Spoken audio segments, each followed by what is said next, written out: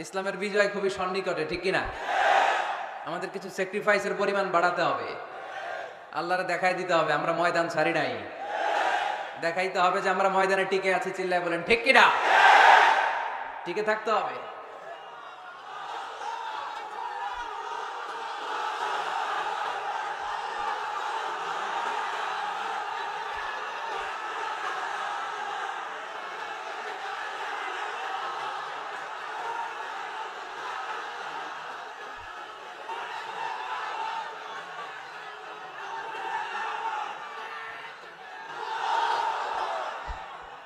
আল্লাহ তুমি কবুল করো।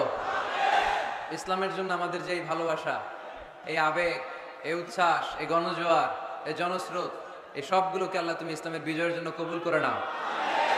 এই কাজে আমাদের এখলাসকে তুমি আরো বাড়িয়ে দাও, আমরা যেন ইসলামকে একটা বিজয়ী শক্তি হিসেবে দেখে যেতে পারি, তুমি তৌফিক দাও।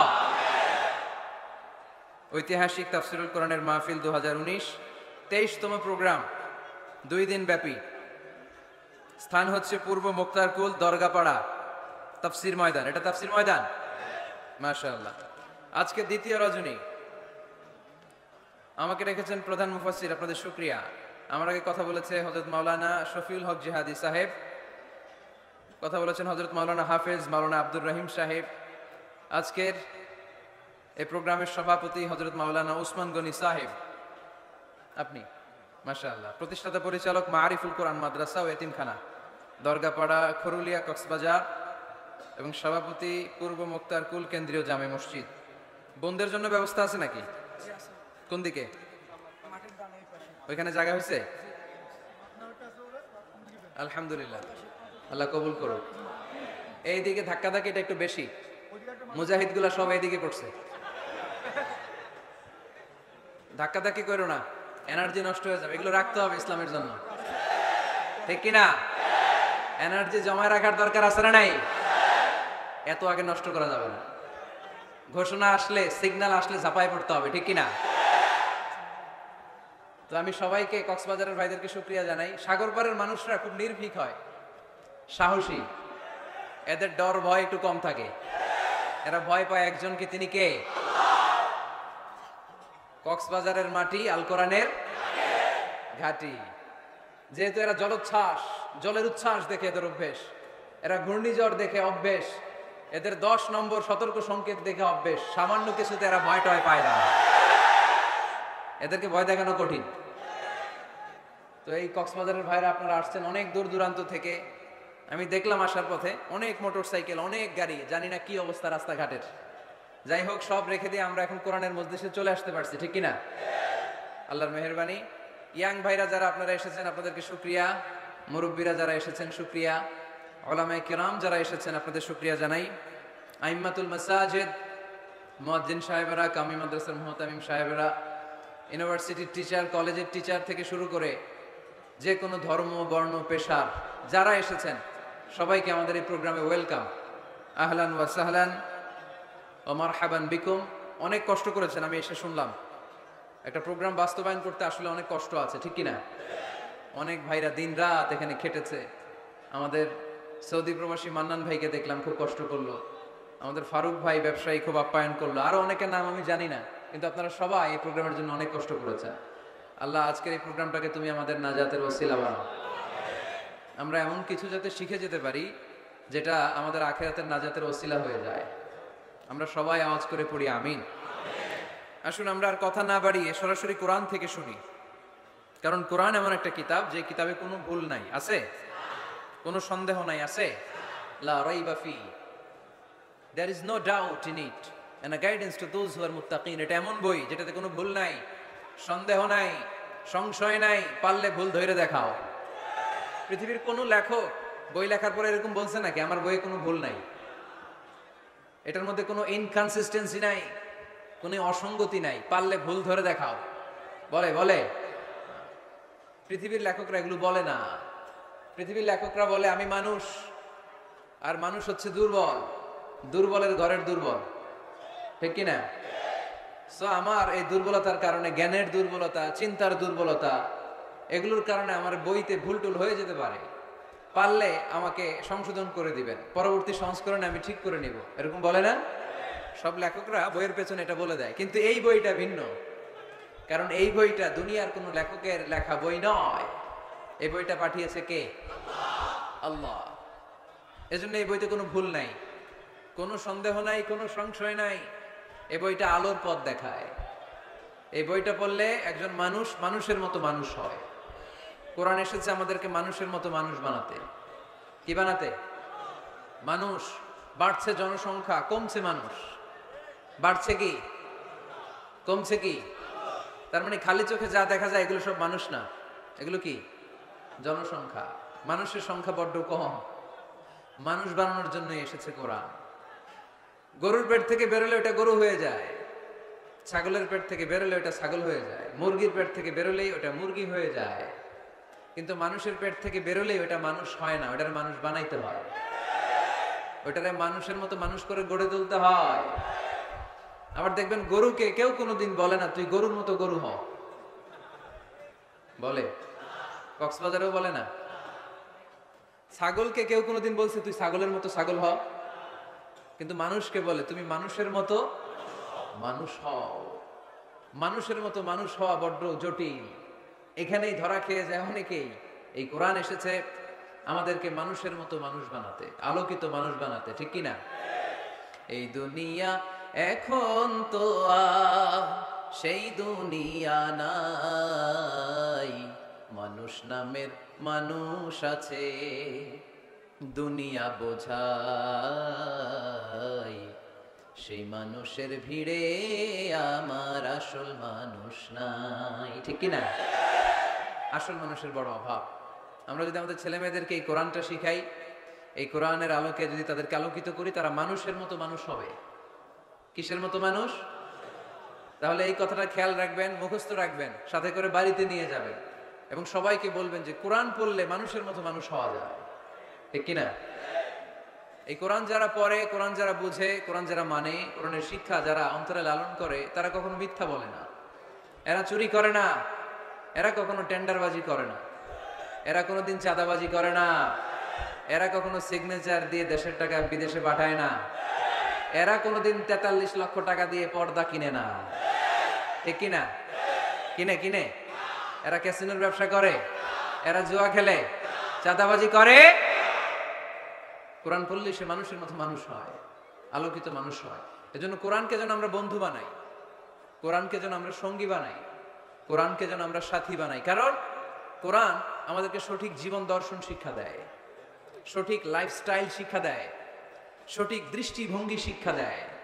দৃষ্টিভঙ্গিটা খুব জরুরি, ভিউ পয়েন্টস। এজন্য বলা হয় দৃষ্টিভঙ্গি বদলান, জীবন বদলে যাবে, তাই না? দৃষ্টিভঙ্গির পরিবর্তনটা অনেক বড় বিষয়। একই জিনিস থেকে, একই জিনিস, the same thing, someone take the positive news and some other they take the negative issue. একই জিনিস কেউ দেখে পজিটিভ, কেউ দেখে নেগেটিভ।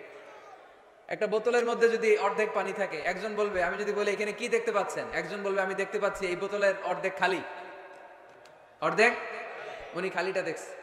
আবার আরেকজন বলবে আমি দেখতে পেয়েছি এটার বোতলের অর্ধেক পানি ভর্তি। দুইজনেরটাই ঠিক, তাই না? একজন দেখেছে পজিটিভলি, আরেকজন দেখেছে নেগেটিভলি। যে সবসময় নেগেটিভ চিন্তা করে ও খালিটা দেখছে, বোতলের অর্ধেক খালি, ও খালিটা দেখছে, নিচেটা খেয়াল করে নাই। আর যে অলওয়েজ পজিটিভ, ও নিচে যে পানি আছে ওইটা দেখছে। আমরা পজিটিভলি চিন্তা করবো, come back positive, not go back to negative. নেগেটিভিটির দিকে যেও না, পজিটিভের দিকে আসো। আল্লাহর হাবিব সাল্লাল্লাহু আলাইহি ওয়াসাল্লাম সব সময় অলওয়েজ হি ওয়াজ positive, very positive, optimistic, pessimistic ছিলেন না। যে কোনো পরিস্থিতিতে তিনি পজিটিভ দিকগুলো খেয়াল করতেন। কখনো আল্লাহর হাবিব সাল্লাল্লাহু আলাইহি ওয়াসাল্লাম নেগেটিভ জিনিসের দিকে খেয়াল করতেন না। আল্লাহর হাবিব সাল্লাল্লাহু আলাইহি ওয়াসাল্লাম একটা লাশকে দেখে তিনি দাঁড়িয়ে গেলেন। সাহাবারা বলল, ইয়া রাসূলুল্লাহ ইন্নাহু ইয়াহুদি, এটা ইহুদির লাশ। কার লাশ? ইহুদির লাশ। আপনি দাঁড়ালেন যে? আল্লাহর হাবিব সাল্লাল্লাহু আলাইহি ওয়াসাল্লাম বললেন, আওয়ালাইসাত নাফসান, এটা কি মানুষ না? এটা হোক না ইহুদি, হোক না নাস্তিক আর আস্তিক, আমি তো মানুষ কনসিডার করে দাঁড়িয়েছি। তার মানে আল্লাহর হাবিব সাল্লাল্লাহু আলাইহি ওয়াসাল্লাম কনসিডার করেন না এটা মুসলমান না খ্রিস্টান, এটা আস্তিক না নাস্তিক, এটা বৌদ্ধ না নাসারা, না, এগুলো দেখেননি। আল্লাহর হাবিব দেখেছেন সে মানুষ। ওয়ালাকাদ কাররামনা বানি আদম, আল্লাহ বলেননি ওয়ালাকাদ কাররামনাল মুসলিমিন, ওয়ালাকাদ কাররামনাল মুত্তাকিন, ওয়ালাকাদ কাররামনাল মুসাল্লিন। আল্লাহ বলেন না আমি মুসল্লিদেরকে সম্মানিত করেছি, আল্লাহ বলেননি আমি মুমিনদেরকে সম্মানিত করেছি, আল্লাহ বলেননি আমি মুত্তাকিদেরকে সম্মানিত করেছি, আল্লাহ বলেছেন আমি মানুষকে সম্মানিত করেছি। আল্লাহর হাবিব সাল্লাল্লাহু আলাইহি ওয়াসাল্লাম এটাকে মানুষ হিসেবে কনসিডার করে দাঁড়িয়ে গিয়েছেন। আওয়াজ করে পড়েন আল্লাহু আকবার। এজন্য আমরা যেন মানুষকে আগে মানুষ হিসেবে দেখি, আমরা দেখার পরেই ভাগ করে ফেলি। ভাই আপনি কোন পীরের মুরিদ, ভাই আপনি কোন দল করেন, ভাই আপনি কোন পার্টির লোক, সে যে মানুষ, সে যে আমার ভাই, তার আসল পরিচয় যে সে মুসলমান, আমাদের সবার পরিচয় যে মুসলমান, এটা আমরা ভুলে যাই। আমরা ভাগ করি, পিস পিস করি। এই বেয়াদবগুলোর আল্লাহ পিস পিস করে ফেলবে। তুমি ভাগ করতে আসছো দুনিয়াতে, আল্লাহর হাবিব আসছে মিশাইতে, মিলিয়ে দিতে এসেছেন তিনি। সহিহ বুখারীতে হাদিসের চ্যাপ্টারে একটা চ্যাপ্টার আছে, ইযহাবু বিনা নুসলিহ বাইনাহুম, আমাকে নিয়ে চলো আমি মিলায়া দিব। চ্যাপ্টারের নাম ইযহাবু বিনা, আমাকে নিয়ে চলো না আমি ওদের মধ্যে মিলায়া দিব। আল্লাহর হাবিব সাল্লাল্লাহু আলাইহি ওয়াসাল্লাম ঝগড়া দেখলেই এই কথাটা শোনায় দিতেন, আরে আমি আছি তো, আমাকে নিয়ে চলো আমি মিলায়া দেব। আমরা মিলাই দেই না আরো লাগাই দেই? হ্যাঁ, আগুন ধরলে কক্সবাজার আপনারা কি দিয়ে নিবান, তেল দিয়ে না পানি দিয়ে? পানি দিয়ে আগুন নেভাতে হয়, অনেকে ওই জায়গায় তেল ঢেলে দেয়, আরো জ্বলুক, আরো লাগুক, ঘুষাঘুষি মারামারি, এরকম আছে না? নাই না, আমরা যেন এমন না করি, আমরা যেন মিলিয়ে দেই। আমাদেরকে একটা শক্ত সিন্ডিকেট তৈরি করতে হবে, শক্ত সিন্ডিকেট। এই সিন্ডিকেটটা হচ্ছে ঐক্যের সিন্ডিকেট, যাতে কোনো অপশক্তি আমাদের ঐক্যের সিন্ডিকেটকে ভেঙে দিতে না পারে। চিল্লায় বলো ঠিক কি না? ঐক্যের শক্ত সিন্ডিকেট দরকার, যেটা কোনো অপশক্তি এটাকে বানচাল যেন করতে না পারে, এটাকে যেন নস্যাৎ করতে না পারে, এটাকে যেন দুর্বল করে দিতে না পারে। কে কোন পীরের মুরিদ, কে কোন দল, কে কোন আইডিওলজি, কে কোন মতাদর্শে বিশ্বাসী, এগুলো যেন বারবার আমরা সামনে টেনে নিয়ে না আসি। আমরা যেন চিন্তা করি আমরা বাংলাদেশি মুসলমান। আমাদের এই ভূখণ্ডে আমাদের সবচেয়ে বড় পরিচয় আমরা বাংলাদেশি মুসলমান। দুইটা পরিচয় এই ভূখণ্ডের কারণে আমাদের পরিচয় আমরা বাংলাদেশি, ঠিক কিনা? আরেকটা হচ্ছে আমাদের ধর্মীয় পরিচয়, আমরা মুসলমান। এটা যেন সবচেয়ে বড় পরিচয় হয়। যদি সে বাংলাদেশি মুসলমান হয়, সে আমার ভাই, সে আওয়ামী লীগ করতে পারে, সে বিএনপি করতে পারে, সে জামাত ইসলাম করতে পারে, জাতীয় পার্টি করতে পারে, এখানে দলাদলি করার কোনো সুযোগ নাই। দালাল খেতাব দিতে আমরা খুব অভ্যস্ত। তুই পাকিস্তানের দালাল, ও কয় তাহলে তুই ভারতের দালাল। আছে না নাই? বাংলাদেশের দালাল কেউ নাই। বাংলাদেশ কপাল পড়া জাতি আমরা। আমরা এদেশের সন্তান হয়ে এদেশের দালালি করতে শিখলাম না। আল্লাহ তুমি বাংলাদেশের দালাল আমাদেরকে হওয়ার তৌফিক দান করো। আমরা যেন ভাগাভাগি না করি, আল্লাহ আমরা যেন মিলে থাকতে পারি, আল্লাহ তুমি তৌফিক দাও। আরো জোরে পড়ি আমিন। আমি সূরা তাওবার 112 নম্বর আয়াত তেলাওয়াত করেছি আমার খুতবার শুরুতে। এখানে আল্লাহ তাআলা চমৎকার কিছু গাইডলাইন আমাদেরকে দিয়েছেন। এখানের এরা কোন দেশের দালাল? হ্যাঁ, বাংলাদেশ। কি হয়েছে ভাই, তোমাদের জায়গা নাই? প্রজেক্টর দেন নাই ডানে ভাই? বড় একটা মাঠ আছে না, ওখানে প্রজেক্টর আছে, ওখানে যে বড় স্ক্রিনে আমাকে দেখা যাবে, ওখানে যাও, ওখানে আমি আছি, চলে যাও। ধাক্কাধাক্কি করো না, ধাক্কাধাক্কি করো না। কোরআনের মাহফিলে ধাক্কাধাক্কি করা এটা খুব খারাপ, এটা ঠিক না। জায়গা না পেলে দাঁড়িয়ে থাকো। যারা জায়গা পান নাই দাঁড়িয়ে থাকেন। আলহামদুলিল্লাহ, আল্লাহর মেহেরবানি, আমার মাহফিলগুলোতে ইয়াংরা খুব বেশি আসে। আমি খেয়াল করে দেখলাম যে 15 থেকে 25 বেশিরভাগ। গলার জোর দেখছেন? জোর। আলহামদুলিল্লাহ, মুরব্বী ভাইরাও আসে। তো এই জন্য আমি ওই আপনির পরিবর্তে অনেক সময় তুমি বলি। আমি বলি যে বসো। তো কয়েকজন আমারে বললো, হুজুর আপনি যে বসো বলেন, অনেক মুরব্বী তো আছে এখানে, মুরব্বী। তো আমি মুরব্বীদের দিকে ইঙ্গিত করে যখন বলি, তখন বলি যে বসেন। এখন বসেন বললে আবার লোকজন বলে বসেন বসেন। ভেজাল আছে না নাই? কয় দিকে খেয়াল করবো বলে? হুজুর যেদিকেই যায় ওদিকেই দোষ।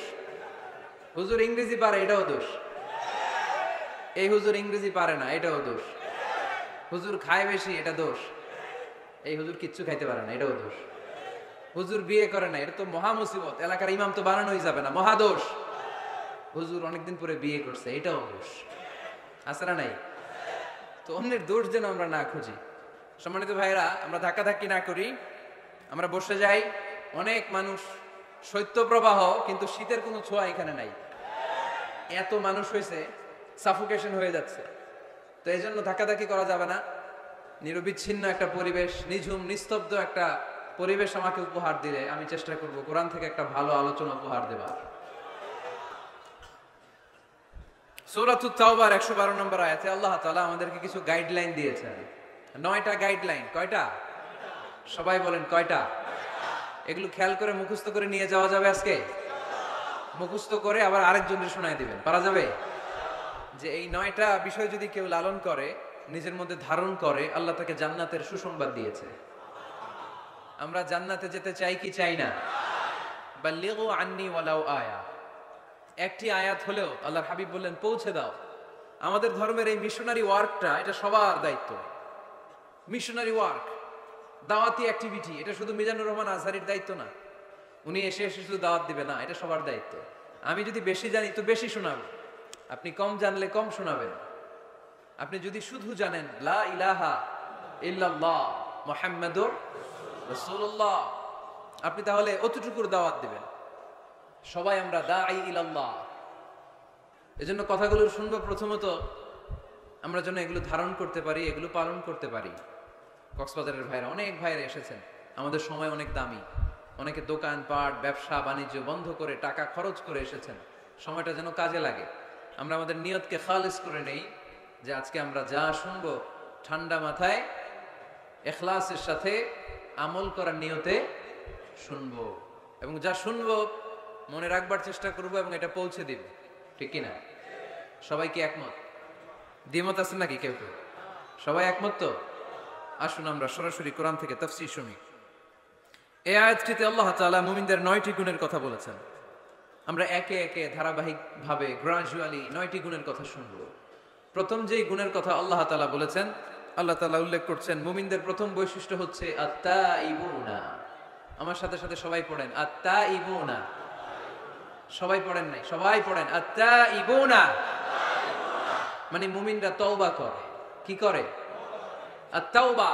সূরার নাম হচ্ছে আত-তাওবা। আত-তাওবা মানে to go back to your Lord. আপনি আপনার রবের দিকে ফিরে যাবেন।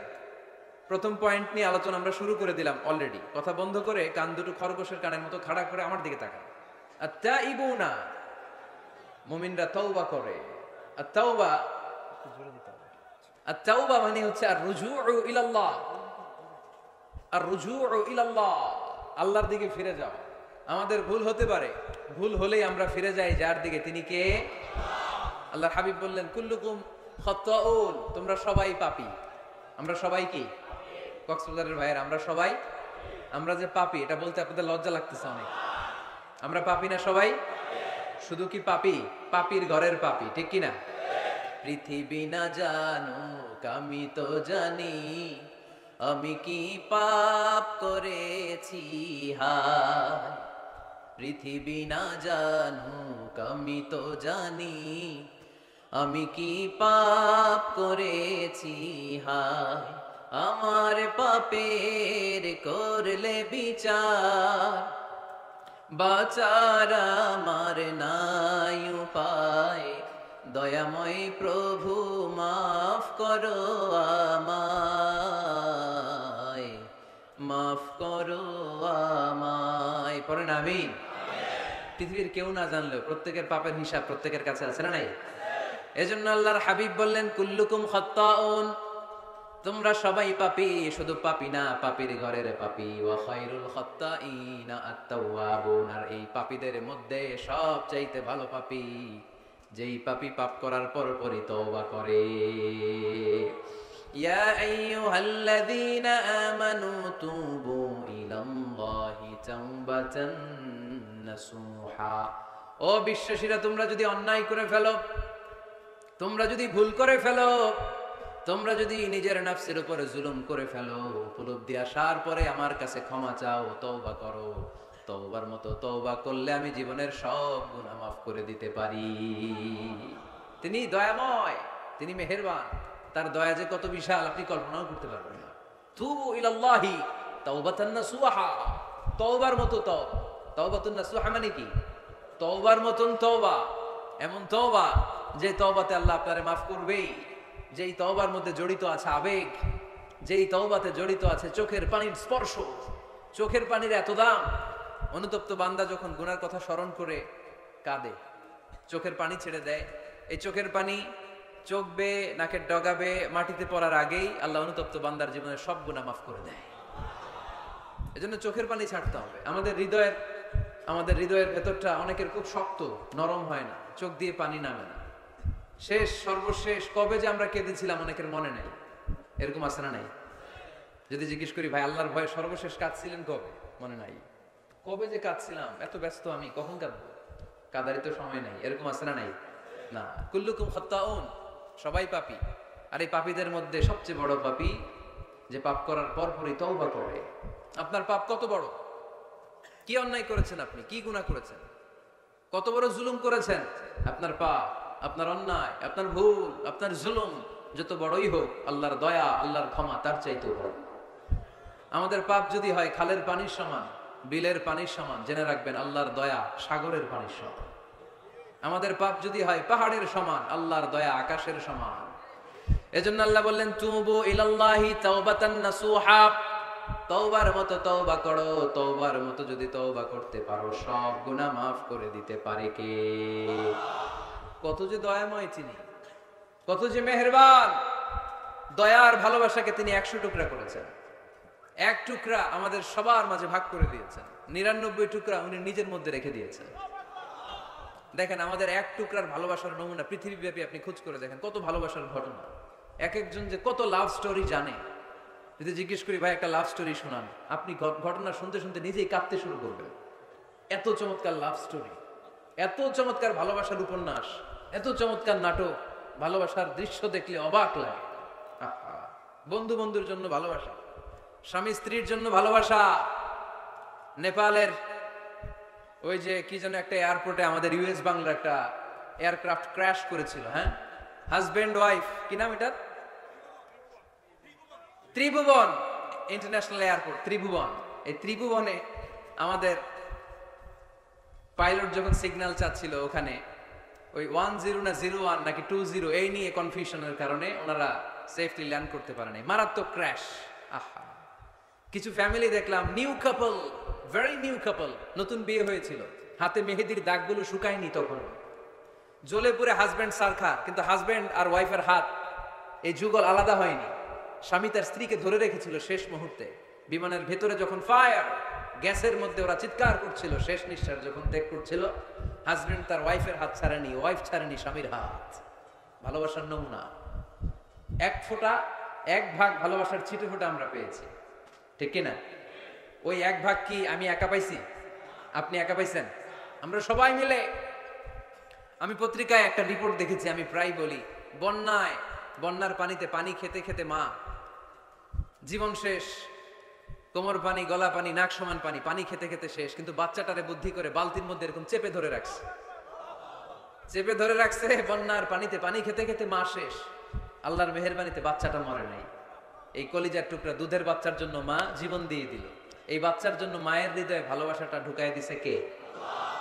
দুনিয়ার ভালোবাসার নমুনা যদি এই হয়, 100 টুকরা ভালোবাসার এক টুকরার এক্সাম্পল যদি পৃথিবীতে এই হয়, যার মধ্যে 99 টুকরা ভালোবাসা তিনি রেখে দিয়েছেন, তার ভালোবাসা বেশি না কম? এজন্য আল্লাহ বললেন তওবার মতো তওবা করো, ক্ষমার মতো ক্ষমা চাও, কাদার মতো কাঁদো, কাদার মতো কাঁদলে সব মাফ করে দেয় কে? আপনি কি পাপ করছেন? আপনি কি অন্যায় করেছেন? কেন আপনি হতাশ? কেন আপনি নিরাশ? লা তাইয়াসু মির রাহিল্লাহ, ইন্নাহু লা ইয়াইয়াসু মির রাহিল্লাহি ইল্লাল কওমুল কাফিরুন। আল্লাহর রহম থেকে, ভালোবাসা থেকে নিরাশ হয়ো না। আল্লাহর রহমত আর দয়া থেকে নিরাশ হয় তারা যারা কাফের, ঠিক কি না? কত পাপ করেছেন আপনি? বনি ইসরাইলের এক সিরিয়াল কিলার ছিল, সহিহ বুখারীতে এসেছে। সে এত হত্যা করেছে, হত্যা করতে করতে করতে 99 জন মানুষকে সে সিরিয়ালি মার্ডার করে ফেলেছে। কয়জনকে? আপনি মারছেন কয়জন রে? আমি মারছি কয়জন রে?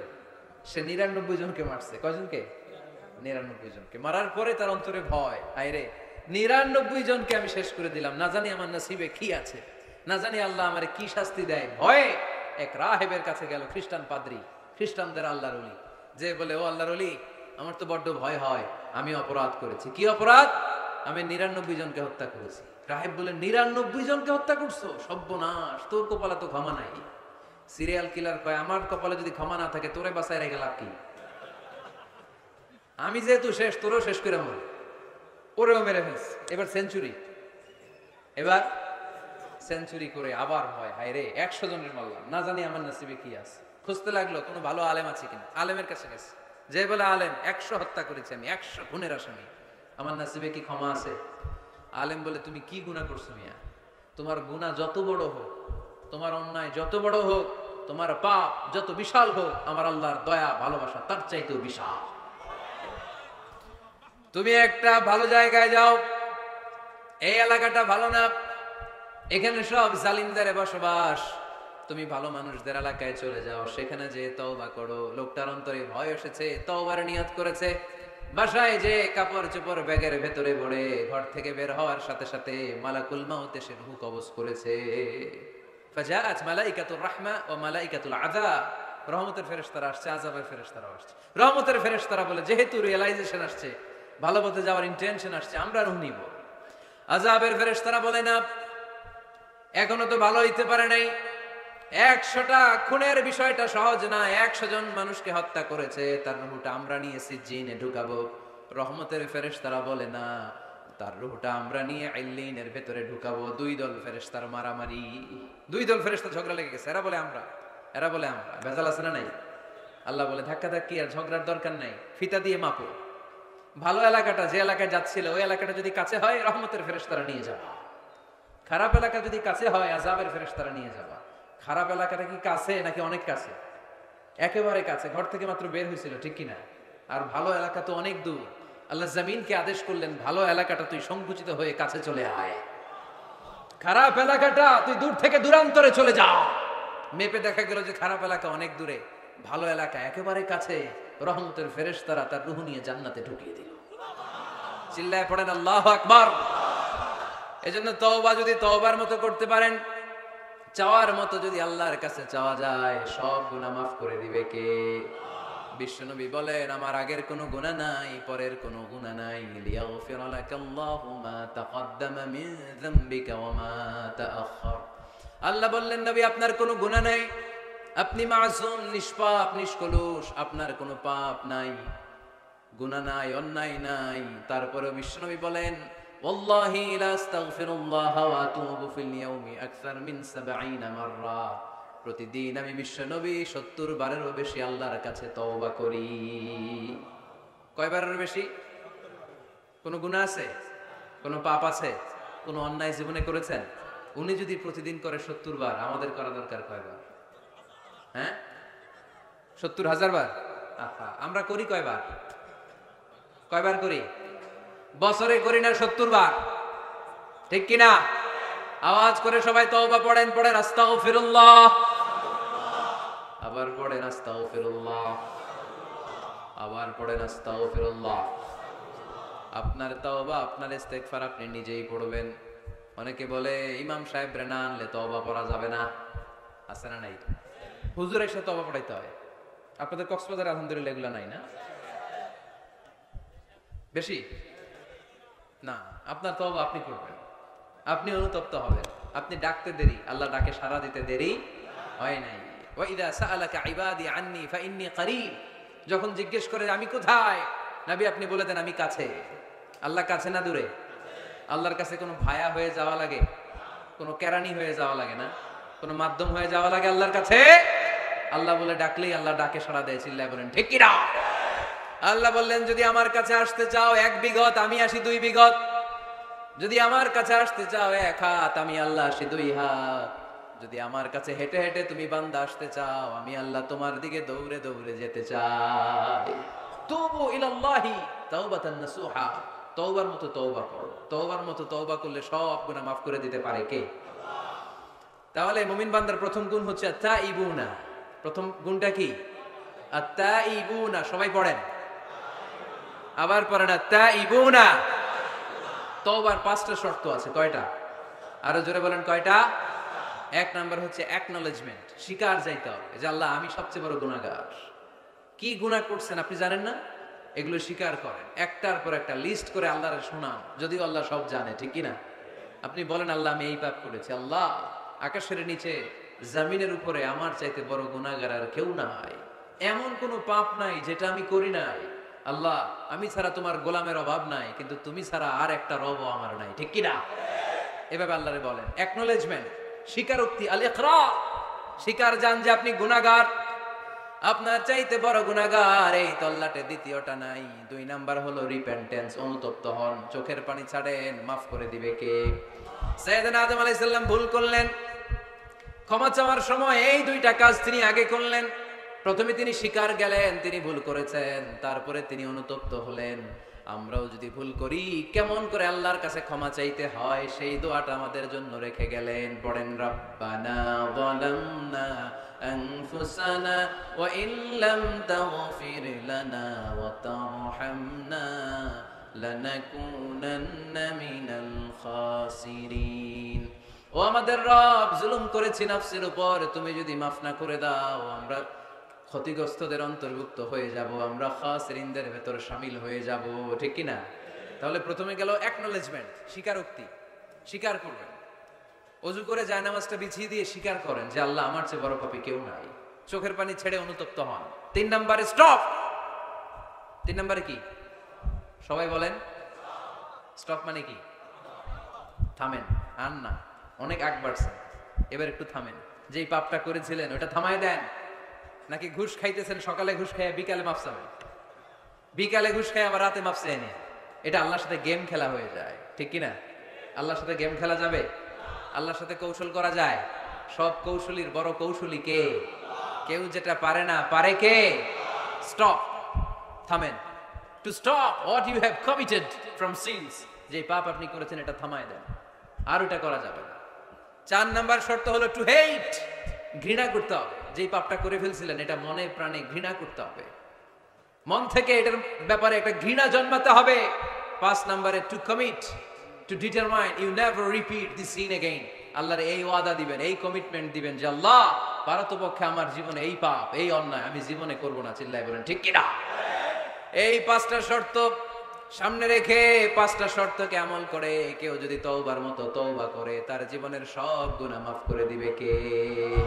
এজন্য আল্লাহর হাবিব বলতেন, আত-তাইবু মিনাজ যামবি কামান লা যামবা লাহু। তওবার মতো কেউ যদি তওবা করে তার অবস্থা কেমন হয় জানো নাকি? মায়ের পেট থেকে বাচ্চা বের হলে নবজাতকের যেমনি গুনাহ থাকে না, তওবা কবুল হলে ওই ব্যক্তিটাও নবজাতকের মতো হয়ে যায়, তার আমলনামায় কোনো গুনাহ থাকে না। আত-তাইবু মিনাজ যামবি কামান লা যামবা লাহু। কেউ যদি তওবার মতো তওবা করে তখন তার অবস্থা এমন হয়ে যায় যে তার আমলনামায় আর কোনো গুনাহই থাকে না। চিল্লায় বলেন ঠিক কি না? তাহলে মুমিন বান্দার প্রথম গুণ হচ্ছে আত-তাইবুনা। আওয়াজ করে বলেন প্রথম গুণ কি? আরো জোরে বলেন প্রথম গুণ। যে কোনো সময় আপনি আল্লাহরে ডাকবেন, আল্লাহ শুনবে 24/7, কোনো বন্ধ নাই। বারবার চাইলে আল্লাহ খুশি হয়। দুনিয়ার নিয়মের উল্টো, এ দুনিয়াতে কারো কাছে বারবার চাইলে খুশি হয় না, রাগ হয়। আমি হুজুরের কাছে গেলাম, হুজুর আমার একটু টাকা পয়সার সমস্যা, 500 টাকা দেন। 7 দিন পরে আবার, হুজুর একটু সমস্যা আছে, 500 টাকা। হুজুর লজ্জায় পড়ে দিলেন। তার 7 দিন পরে আবার, হুজুর আমি একটু বিপদে আছি, 500 টাকা দেন। ওই দিন মনে মনে ভাববে ঘটনা কি, এর সমস্যা কি? তাও লজ্জায় পড়ে দিয়ে দিল। তারপরের বার গেলে দিবে, লাঠি দিয়ে দৌড়ানি দিবে। কি পাইছো তুমি? কি পেয়েছো? 7 দিন পর পর 500 টাকার আবদার। তার মানে এই পৃথিবীতে কোনো বিষয় নিয়ে কারো কাছে বারবার যাওয়া যায় না, বারবার চাওয়া যায় না। চাওয়া যায়? ডিসি সাহেবের কাছে গেছেন, কক্সবাজার জেলার ডিসি সাহেবের কাছে একটা ইস্যু নিয়ে, উনি দিলেন। 2 দিন পরে আবার গেলেন, দিলেন। তারপরে আবার গেলেন, দিল। তারপরে দিবে? আর বারবার কারো কাছে এইভাবে যাওয়া যায়? একটা লজ্জার বিষয় আছে না নাই? আল্লাহর হাবিব সাল্লাল্লাহু আলাইহি ওয়াসাল্লাম খুব লাজুক ছিলেন। 50 ওয়াক্ত সালাত মেরাজের রাতে গিফট পেলেন রবের কাছ থেকে। কয় ওয়াক্ত? সবাই বলেন কয় ওয়াক্ত? উপর থেকে নেমে আসার সময় সাইয়েদনা মুসা আলাইহিস সালামের সাথে দেখা। মুসা আলাইহিস সালাম বললেন, কি পেয়েছেন? 50 ওয়াক্ত সালাত পেয়েছি। মুসা আলাইহিস সালাম বললেন, আপনার উম্মত পড়বে না, আমি জানি, কারণ আমি তো আপনার আগে দুনিয়ায় এসেছি, আমার ফিল্ড ওয়ার্কের অভিজ্ঞতা বেশি। আমার অভিজ্ঞতার আমাকে আপনারে বলি পড়বে না, একটু কমায় আনেন ভালো হবে। আল্লাহর হাবিব গেলেন, কমায় দেয়া হলো 5 ওয়াক্ত, হলো 45 ওয়াক্ত। মুসা আলাইহিস সালাম বললেন পড়বে না, আবার যান। আবার গেলেন, 5 ওয়াক্ত কমায় দেয়া হলো 40 ওয়াক্ত। মুসা আলাইহিস সালাম বললেন পড়বে না, কমায় আনেন ভালো হবে। কমায় আনা হলো 35 ওয়াক্ত। এভাবে 9 বার। কয়বার? 5 নং 45 ওয়াক্ত কমিয়ে 5 ওয়াক্ত দেয়া হলো। আল্লাহর হাবিব এবার খুব খুশি, কমায় আনছি অনেক। 5 ওয়াক্ত নিয়ে যখন সাইয়েদনা মুসা আলাইহিস সালামকে ক্রস করছেন, সাইয়েদনা মুসা আলাইহিস সালাম বললেন, কি খবর, কত পাইলেন? কয় 5 ওয়াক্ত। মুসা আলাইহিস সালাম বলে, এটাও পড়বে না। পড়ি 5 ওয়াক্ত আমরা পড়ি। মুসা আলাইহিস সালাম বললেন, পড়বে না, আবার যান, গেলে ভালো হবে আপনার উম্মতের জন্য। আল্লাহর হাবিব বললেন, কত যাওয়া যায়? আর কত? আস্তাহি মির রাব্বি, আমার যেতে শরম লাগে। আবার যেতে আমার কি লাগে? সহিহ বুখারীর বর্ণনা, আস্তাহি মির রাব্বি, আমার যেতে লজ্জা লাগে। তার মানে বারবার চাইতে মানুষের লজ্জা লাগে, কারো কাছে বারবার যাওয়া যায় না, ঠিক কি না? কিন্তু আল্লাহর হাবিব বললেন, ইন্নাহু মান লাম ইয়াসআলিল্লাহ ইয়াগদাব আলাইহি, যে ব্যক্তিটা আল্লাহর কাছে বারবার চায় না, তারে আল্লাহ পছন্দ করে না। বরং বারবার যে আল্লাহর কাছে যায়, বারবার যে চায়, বারবার যে কাঁদে, বারবার যে ক্ষমা চায়, তারে আল্লাহ পছন্দ করে। সুবহানাল্লাহ পড়ো। এজন্য দুনিয়ার নিয়মের উল্টো, দুনিয়ায় বারবার যাওয়া যায় না, দুনিয়ার বুকে বারবার চাওয়া যায় না, কিন্তু আল্লাহর কাছে বারবার গেলে, বারবার চাইলে আল্লাহ এই বান্দার উপর বেশি খুশি হয়ে যায়। সুবহানাল্লাহ পড়ে।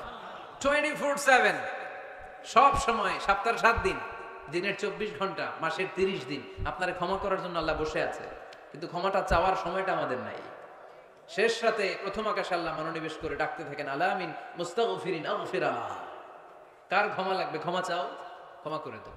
আলামিন মুস্তারজিকিন আরজুকালা, কার রিজিকের দরকার রিজিক দিয়ে দেব। আলামিন মুস্তাকসিন আকসুলা, কার নতুন ড্রেস দরকার, I will give you the new dress, তোমার নতুন জামা দিয়ে দেব। কার চাকরি দরকার, চাকরি চাও, চাকরি দিয়ে দেব। কার বিয়ে হচ্ছে না, আমার কাছে চাও, সুন্দরী বউয়ের ব্যবস্থা করে দেব। ওই যে কয় সুবহানাল্লাহ, এটা কমন পড়ছে সবার না? চাইতে হবে, সবটাই চাইতে হবে। দেহার মালিক কে? মনে রাখবেন, নেককার স্ত্রী আর নেককার সন্তান আল্লাহর কাছে চাইতে হয়। সাইয়েদনা ইব্রাহিম আলাইহিস সালাম নেককার সন্তানের জন্য দোয়া করেছেন, জাকারিয়া আলাইহিস সালাম নেককার সন্তান পাওয়ার জন্য দোয়া করেছেন। ইয়াংদের দোয়াগুলোর মধ্যে বিশেষ দোয়া তো হবে এইটাই, ঠিক কি না? যে আল্লাহ তুমি আমাকে নেককার, রূপবতী, গুণবতী একটা স্ত্রী দাও। স্ত্রী যদি ভালো হয় ঘরটা জান্নাত, স্ত্রী যদি খারাপ হয় ঘরের ভিতরে দ্বিতীয় বিশ্বযুদ্ধ, ঠিক কি না? A timely marriage is very important for the young society of Bangladesh. সময় মতো বিয়ে, এটা সব জায়গায় আমি বলি। ছেলের বাবা যারা আছেন, মেয়ের বাবা যারা আছেন, ওদের দুঃখগুলো একটু বুঝেন। ওরা অনেক দুঃখে আছে, কষ্টে আছে, বুক ফাটে তো মুখ ফুটে না, ঠিক কি না? বিয়ের চেয়ে ভালো কাজ হয় না, বিয়ের চেয়ে ভালো কাজ হতে পারে না। এই যে উঠতি বয়সের ছেলে মেয়েরা বর্তমানে ফাস্টেস্ট ওয়ার্ল্ডে যেভাবে ট্রেন্ড চেঞ্জ হচ্ছে, তারা তাদের যৌবনকে নষ্ট করে ফেলছে। তারা এই যে পরকীয়া, এই যে গার্লফ্রেন্ড বয়ফ্রেন্ডের যে কালচার, এগুলো আগে ছিল না, এগুলো দেশের মধ্যে এখন ঢুকছে। ওই যে চিল্লায় উঠতেছে অনেকে, দেখছেন? 100% কমন পড়ে গেছে এদের। তো এই যৌবনের তাড়নায়, এই যে যুবক বয়সে তারা যে পাপগুলো করে, অবৈধ মেলামেশার কারণে, হারাম রিলেশনশিপের কারণে একটা পার্সেন্টেজ গুনাহ বাবা মার কাঁধেও আছে না নাই? এজন্য খবরদার, ওদেরকে যদি সময় মতো বিয়ে না দেন, ওরা যে পাপগুলো করবে এটা শুধু ওদের পাপ নয়, আপনার কাঁধেও এই পাপ বর্তায়, তাই না? এজন্য আগে আগে বিয়ে দেন, অন টাইম, টাইমলি ম্যারেজ। মসজিদে মসজিদে বিয়ে করাবেন, ছেলের বাবা মেয়ের বাবা চলে আসবে, ইজাব হবে, কবুল হবে, খেজুর নিয়ে যাবেন, 1 কেজি, বিয়ে শেষ। সহজ হয়ে গেছে না? 1 কেজি 2 কেজি খেজুর খাওয়াই দিবেন। দিস ইজ দ্য ওয়ালিমা। আল্লাহর হাবিবের যখন বেশি টাকা ছিল তিনি বেশি খাওয়াতেন। এক বিয়েতে তিনি 400 জন সাহাবীকে খাসির গোশত, উটের গোশত আর রুটি খাইয়েছেন। ওয়ালিমা, বিয়ের খাবার। সুবহানাল্লাহ পড়বেন না? আরেক বিয়েতে টাকা পয়সা নাই, এটা হচ্ছে সাফিয়া বিনতে হুয়াই ইবনে আখতাব, ইহুদি রাজকন্যাকে বিয়ে করেছিলেন খায়বার যুদ্ধের পরে। তো ফিরে আসবেন, আল্লাহর হাবিব বললেন এখানেই বিয়ে করব, মরুভূমিতে আমাদের বাসর হবে। বাসর ঘর সাজানো হলো, আল্লাহর হাবিব বাসর করলেন। সকালবেলা তিনি বেরোলেন, সাহাবারা ধরলেন, ইয়া রাসূলুল্লাহ, আগে না ওই যে রুটি খাওয়াইছিলেন, আগের বিয়েতে গোশত খাওয়াইছিলেন, এইবার কি খাওয়াবেন? আল্লাহর হাবিব বললেন, এইবার তো আমার কাছে টাকা পয়সা নেই, তোমাদের কাছে কি আছে বল? দাওয়াত খাইতে চাইয়া পড়ছে বিপদে সাহাবারা। তো সাহাবারা বললেন, আমাদের কাছে কিছু নাই, কারো বাড়িতে কিছু ঘি, কারো বাড়িতে কিছু আটা, কারো বাড়িতে কিছু পনির। আল্লাহর হাবিব বললেন, সব নিয়ে আসো, একটা বোলের মধ্যে রাখো, রেখে এটারে ম্যাশড করা হলো, ছাতু বানানো হলো। কি এবার আল্লাহর হাবিব বললেন, সবাই হাত পাতো, সবাই হাত পাতলো। আল্লাহ রাসূল সাল্লাল্লাহু আলাইহি ওয়াসাল্লাম হাতের মধ্যে একটু ছাতু ধরাই দিলেন, বললেন এটাই বিয়ের ওলিমা। সুবহানাল্লাহ পড়বেন না? তার মানে যখন সামর্থ্য বেশি তখন ওয়ালিমাতে খাওয়াবেনও বেশি, সামর্থ্য নাই ছাতু খাওয়াই দিবেন অথবা খেজুর খাইয়ে দিবেন। খেজুরের চেয়ে ভালো মিষ্টান্ন আর হতে পারে না। খেয়াল রাখবেন, ফলের মধ্যে আছে সুক্রোজ। ফলের যে মিষ্টিটা এটা কিন্তু বেশি ক্ষতি করে না, এটা খুব ভালো, ভেরি হেলদি। ফলের যে মিষ্টি এটারে বলে সুক্রোজ। মধুতে যে মিষ্টি এটাকে বলে ফ্রুকটুস, আর চিনিতে যে মিষ্টি এটার বলে গ্লুকোজ। এই গ্লুকোজ বাদ দিতে হবে, বাদ দিয়ে সুক্রোজ আর ফ্রুকটুস খাইতে হবে, তাহলে সুস্থ রাখবে কে? দেখেন আল্লাহর হাবিব সাল্লাল্লাহু আলাইহি ওয়াসাল্লাম কত খেজুর খেতেন, তিনি মধু খেতেন, ফ্রেশ মধু, ফ্রেশ হানি আল্লাহর হাবিব সাল্লাল্লাহু আলাইহি ওয়াসাল্লাম খুব বেশি পছন্দ করতেন। এজন্য বিয়ের চেয়ে ভালো কাজ হতে পারে না। এদেশে ছেলে বিয়ে করতে চাইলে সবাই বলে নিজের পায়ে দাঁড়াও, আছে না এই কথাটা? কক্সবাজারে বলে বেশি, কি বলে? নিজের পায়ে দাঁড়া। আপনি নিজের পায়ে দাঁড়াবেন, এভাবে দাঁড়া বলবেন এই যে দেখেন নিজের পায়ে দাঁড়াইছে। তো এতদিন ছেলে কার পায়ে দাঁড়াইছে? নিজের পায়ে তো দাঁড়াইছে। বিয়েটাকে সহজ করেন।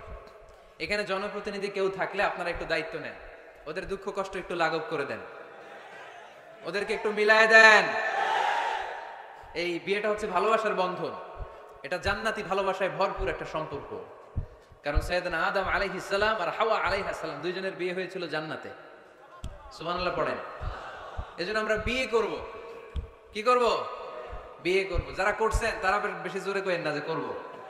মহিলা প্যান্ডেল আছে ওই পাশে, ভাবি শুনতে পারে। ভেজাল আছে না নাই? অন্য দেশে এই কালচারটা গড়ে উঠলেও আমাদের দেশে ওঠে নাই, ঠিক কিনা? এদেশের মা বোনেরা ভালোবাসার ভাগ বসাইতে দেয় না কাউকে, একাই পুরো ভালোবাসা উনি রাখবে। তো যাই হোক, যারা করে ফেলছেন তো করে ফেলছেন, যারা করো নাই তারা বিয়ে করার ট্রাই করো। বিয়ে কখনো কারো সফলতা আটকে রাখে না। যত বড় বড় মনীষী বিজ্ঞানী খেয়াল করে দেখো আগে বিয়ে করছে।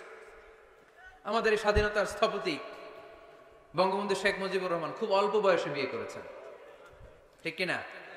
কাজী নজরুল অল্প বয়সে বিয়ে করেছেন, মহাত্মা গান্ধী অল্প বয়সে বিয়ে করছেন। বিয়ে সফল হওয়াতে কি ওনাদের কোনো বাধা বা প্রতিবন্ধকতা তৈরি করছে? ওনারা তো সফল হয়েছে। সমস্যাটা যেখানে ওনারা বিয়ে করে সফল হয়েছে, আমরা সফল হয়ে তারপরে বিয়ে করতে চাই, ঠিক কিনা? এটাই বুঝতে চাই না যে সফল হওয়ার মাধ্যম হচ্ছে তাড়াতাড়ি বিয়ে করা। তাড়াতাড়ি বিয়ে করা, ইউগনিহিমুল্লাহ মিন ফাদলি। যারা বিয়ে করবে আল্লাহ নিজ দায়িত্বে তাদেরকে সম্পদশালী বানায় দিবে। এজন্য আন-নিকাহ মিন সুন্নতি ফামান রাগিবা আন সুন্নতি ফালাইসা মিন্নি। বিয়ে আমার সুন্নাত, আমার সুন্নাতকে যে ভালোবাসে না সে আমার ফলোয়ার হতে পারে না। এজন্য বাবা কারা কারা আছেন? ছেলের বাবা দেখে হাত তোলেন। ছেলের বাবা হাত তুলে বলেন, আল্লাহ আমার ছেলেকে সময় মতো বিয়ের পিঁড়িতে বসায় দিব ইনশাআল্লাহ। ছেলের বিয়েতে 1 টাকাও যৌতুক নিব না। আওয়াজ করে পড়েন আমিন। হাত নামান। মেয়ের বাবা কারা আছেন দেখি? মেয়ের বাবা হাত তুলেন, আওয়াজ করে বলেন হে আল্লাহ। আরো জোরে বলেন হে আল্লাহ। আপনাদের ভালো লাগতেছে না এটা? বলেন আল্লাহ আমার মেয়েকে সময় মতো ভালো পাত্রের হাতে তুলে দিব, সময় মতো বিয়ের ব্যবস্থা করব, তুমি তৌফিক দাও। মেয়ের বিয়েতে 1 টাকা যৌতুক দিব না। আওয়াজ করে পড়েন আমিন। হাত নামান। বিয়ে করো নাই কারা কারা? হাত তোলো। আওয়াজ করে বলো হে আল্লাহ সময় মতো বিয়ে করতে চাই, তুমি তৌফিক দাও। আওয়াজ করে বলো আল্লাহ হাত তুলে ওয়াদা করলাম আমার বিয়েতে 1 টাকাও যৌতুক নিব না। আমিন। আরো জোরে বলতে হবে আমিন। মাশাআল্লাহ। হাত নামাও, হাত নামাও। এই তো সবাই খুশি, ছেলের বাবাও খুশি, মেয়ের বাবাও খুশি, পাত্ররাও খুশি, মাইকের আওয়াজ শুনে ওইদিকে পাত্রীরাও খুশি। আলহামদুলিল্লাহ। কক্সবাজারের লোকজন খুশি হয়ে গেছে খুব। দেখছেন বিয়েটা যে ভালো জিনিস এটা তার প্রমাণ। বিয়ের কথা বললে আনন্দ আসে, মুখে হাসি হাসে, প্রাণের মধ্যে উচ্ছ্বাস জাগে, ঠিক কি না? তাযাওয়াজু আল ওয়াদুদ আল ওয়ালুদ ফাইন্নী মুকাসিরুন বিকুম আল উমাম। সুন্দরী নারী দেখে, যে নারী বেশি সন্তান জন্ম দিতে পারে এরকম মেয়ে দেখে বিয়ে করো। বেশি সন্তান তোমরা নাও, কেননা আমার বেশি উম্মত হলে কিয়ামতের দিন আমি আমার উম্মতকে নিয়ে গর্ব করে দাঁড়িয়ে যাব। আল্লাহর হাবিব বললেন, 1000 কোটি লোক আমার উম্মত। আল্লাহু আকবার। তাহলে বিয়েতে কোনো অকল্যাণ নাই। চেয়ারম্যান সাহেব যদি থাকেন, এমপি সাহেব যদি শুনে থাকেন, আপনি এই জন্য তো কথাবার্তা কয় না, চুপচাপ করে বসে আছে। কি নাম ভাইয়ের? টিপু সুলতান। মাশাআল্লাহ। টিপু ভাই, আপনি এই ব্যবস্থাটা নেবেন, আপনার দায়িত্বে, আপনার দায়িত্বে এই অভাগাগুলার রেখে গেলাম, ব্যবস্থা করে দিয়েন, সহজ করে দিবেন, সহজ করে দিয়েন। ছেলে যদি মেয়েকে পছন্দ করে, মেয়ে যদি ছেলেকে পছন্দ করে, ছেলে যদি নামাজি হয়, মেয়ে যদি ভদ্র হয়, বাদ সাধবেন না, ঝামেলা করবেন না, বিয়ে দিয়ে দেন, কল্যাণ আসরা নাই। এজন্য বিয়েটাকে সহজ করবেন। যে সমাজে বিয়ে সহজ, ওই সমাজে জিনা কঠিন। যেই সমাজে জিনা সহজ, ওই সমাজে বিয়ে কঠিন। আমার দেশে জিনা করা সহজ না কঠিন? বিয়ে করা, বিয়ে করতে এই লাগে ওই লাগে, ব্যাংক ব্যালেন্স লাগে, ফ্ল্যাট লাগে, 10 লক্ষ টাকা মোহরানা লাগে। জিনা করতে কিচ্ছু লাগে না, তুমি আমি রাজি হইলে হয়ে যায়। ঠিক কি না? এটাই বাস্তবতা, চরম বাস্তবতা। This is the real crisis of the young society of Bangladesh.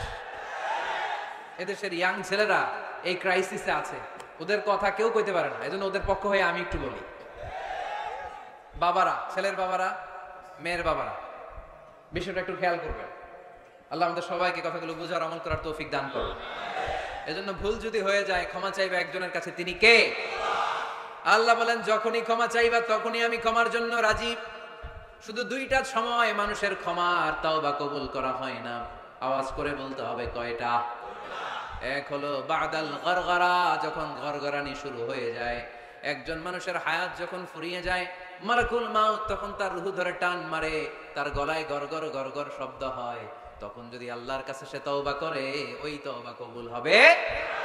সময় তো শেষ, দা গেম ইজ ফাইনাল, শেষ। আপনি মালাকুল মাউতকে দেখে ফেলছেন, আলামুল বারজাক দেখতে শুরু করেছেন, এখন কিসের তওবা? টাইম নাই, নো চান্স। এ হচ্ছে নাম্বার 1। নাম্বার 2 হচ্ছে বাদা তুলুইশ শামসি মিন মাগরিবিহা, কিয়ামতের আগে সূর্য আর পূর্ব দিক থেকে উদিত হবে না, এটা পশ্চিম দিক থেকে উদিত হবে। সূর্য যেদিন পশ্চিম দিক থেকে উদিত হবে, ওই দিন থেকে তওবার দরজা, তওবার চ্যাপ্টারকে বন্ধ করে দিবে কে? এছাড়া যে কোনো মুহূর্তে 24/7 আপনি ভুল করেই ক্ষমা চাইলে মাফ করে দিবে কে? শয়তান বলে, আল্লাহ আপনি আমারে জাহান্নামী বানালেন, আমিও দেখে নেব কেমন করে আপনি আপনার বান্দাদেরকে জান্নাতে ঢুকান। ফাবিমা আগওয়াইতানি লা আকউদান্না লাহুম সিরাতাকাল মুস্তাকিম সুম্মা লাআতিয়ান্নাহুম মিন বাইনি আইদিহিম ওয়া মিন খালফিহিম ওয়া আন আইমানিহিম ওয়া আন শামাইলিহিম ওয়া লা তাজিদু আকসারাহুম শাকিরিন। আল্লাহ আপনি একটারও জান্নাতে ঢুকাতে পারবেন না, আমাকে যেহেতু করেছেন জাহান্নামী, সবগুলারে আমি জাহান্নামে ঢুকাবো। আল্লাহ বলেন, তুই যদি ওয়াসওয়াসা দিতে দিতে বান্দারে একেবারে শেষ পর্যায়ে নিয়ে যাস, বান্দা যদি গুনার কথা বুঝতে পেরে উপলব্ধি করে একবার চোখের পানি ছেড়ে ক্ষমা চায়, আমি আমার বান্দার সব গুনাহ মাফ করে দেব। তুই কি করবি? শয়তান বলে, আল্লাহ হিসাবটা এত সোজা না, আমি ডান দিক থেকে দেব ধোকা, বাঁ দিক থেকে দেব, সামনে থেকে দেব, পেছন থেকে দেব, মাজরাত দাম, শিরায় শিরায় ঢুকে ধোকা দেব। ওয়ালা তাজিদা আকসারাহুম শাকিরিন, একটারও জান্নাতে ঢুকাতে পারবেন না। আল্লাহ বলেন, তুই আমারে চ্যালেঞ্জ দিলি, আমি তো মালিকুল আমরাত, সব রাজার বড় রাজা, মহারাজা, ঠিক কি না? মহারাজা কখনো চ্যালেঞ্জ দেয় না, মহারাজা শুধু চ্যালেঞ্জ দেয়। তুই আমারে চ্যালেঞ্জ দিলি, ওকে ফাইন, ডান, আমিও তোর চ্যালেঞ্জ দিলাম। ওয়া ইজ্জতি ওয়া জালালি ওয়া ইরতিফাই মাকানি, আমার ইজ্জতের কসম, আমার জালালিয়াতের কসম, আমার ক্ষমতার কসম, তুই আজীবন ওয়াসওয়াসা দিতে দিতে গোমরা বানাবি, পাপ কাজ করাবি, কিন্তু একদিন যদি সে অনুতপ্ত হয়ে আমার কাছে ক্ষমা চায়, আমি জীবনের সব গুনাহ মাফ করে দেব। এক ফোঁটা চোখের পানি ছেড়ে আমার কাছে কাঁদলে আমি ক্ষমা করে দেব, বান্দাটারে জান্নাতি বানায় দেব। তুই কি করবি? আমি মাফ করব, তুই কি করবি? সুবহানাল্লাহ পড়তে পারলেন না? তওবার কারিশমা বুঝতে পেরেছেন ভাইরা? তওবা করতে রাজি আছেন সবাই? প্রত্যেক সালাতের পরে আমরা তওবা করব, রাজি আছেন? আল্লাহর হাবিব সাল্লাল্লাহু আলাইহি ওয়াসাল্লাম সালাম ফেরানোর পরে পড়তেন আল্লাহু আকবার, এরপর পড়তেন আস্তাগফিরুল্লাহ, আস্তাগফিরুল্লাহ, আস্তাগফিরুল্লাহ। সারাটা দিন তিনি আস্তাগফিরুল্লাহ পড়তেন। সকালবেলা পড়তেন, দুপুরে পড়তেন, বিকেলে পড়তেন, মাঝরাতে ঘুম ভেঙে গেলে পড়তেন। শুধুমাত্র কেবলমাত্র একমাত্র যখন টয়লেটে ঢুকতেন তখন পড়তে পারতেন না। এজন্য টয়লেট থেকে বের হয়ে সর্বপ্রথম তিনি ক্ষমা চেয়ে নিতেন। যেহেতু সারাদিন জিকির করেছে আর ইস্তেগফার করেছে, শুধু টয়লেটে ঢুকার সময়টা পড়তে পারতেন না, এজন্য টয়লেট থেকে বের হয়ে ক্ষমা চাইতেন। কি পড়তেন? গোফরানাক। গোফরানাক মানে কি হুজুর? ক্ষমা চাই, আল্লাহ ক্ষমা চাই, আস্তাগফিরুল্লাহ আস্তাগফিরুল্লাহ আস্তাগফিরুল্লাহ। এজন্য ভুল হয়ে গেলে, পাপ হয়ে গেলে, অন্যায় হয়ে গেলে, অনুতপ্ত হয়ে আমরা ক্ষমা চাইবো কার কাছে? আরো জোরে বলেন, কার কাছে? তাহলে মুমিন বান্দার প্রথম গুণ কি? আত-তাইবুনা। আওয়াজ করে বলেন, প্রথম গুণ কি? মনে থাকবে নাকি ভুলে যাবেন? 2 নাম্বার গুণ আল আবিদুনা। সবাই বলেন আল আবিদুনা। আওয়াজ করে পড়তে হবে, আল আবিদুনা মানে মুমিন বান্দারা ইবাদত করবে একজনের, তিনি কে? ইবাদতের জন্য আমাদেরকে তৈরি করেছে কে? ওমা খালাকাতুল জিন্না ওয়াল ইনসা ইল্লা লিয়াবুদুন। আল্লাহ বললেন, আমি জিন জাতি আর মানব জাতি, 2 জাতিকে তৈরি করেছি আমার ইবাদতের জন্য। কিসের কথা?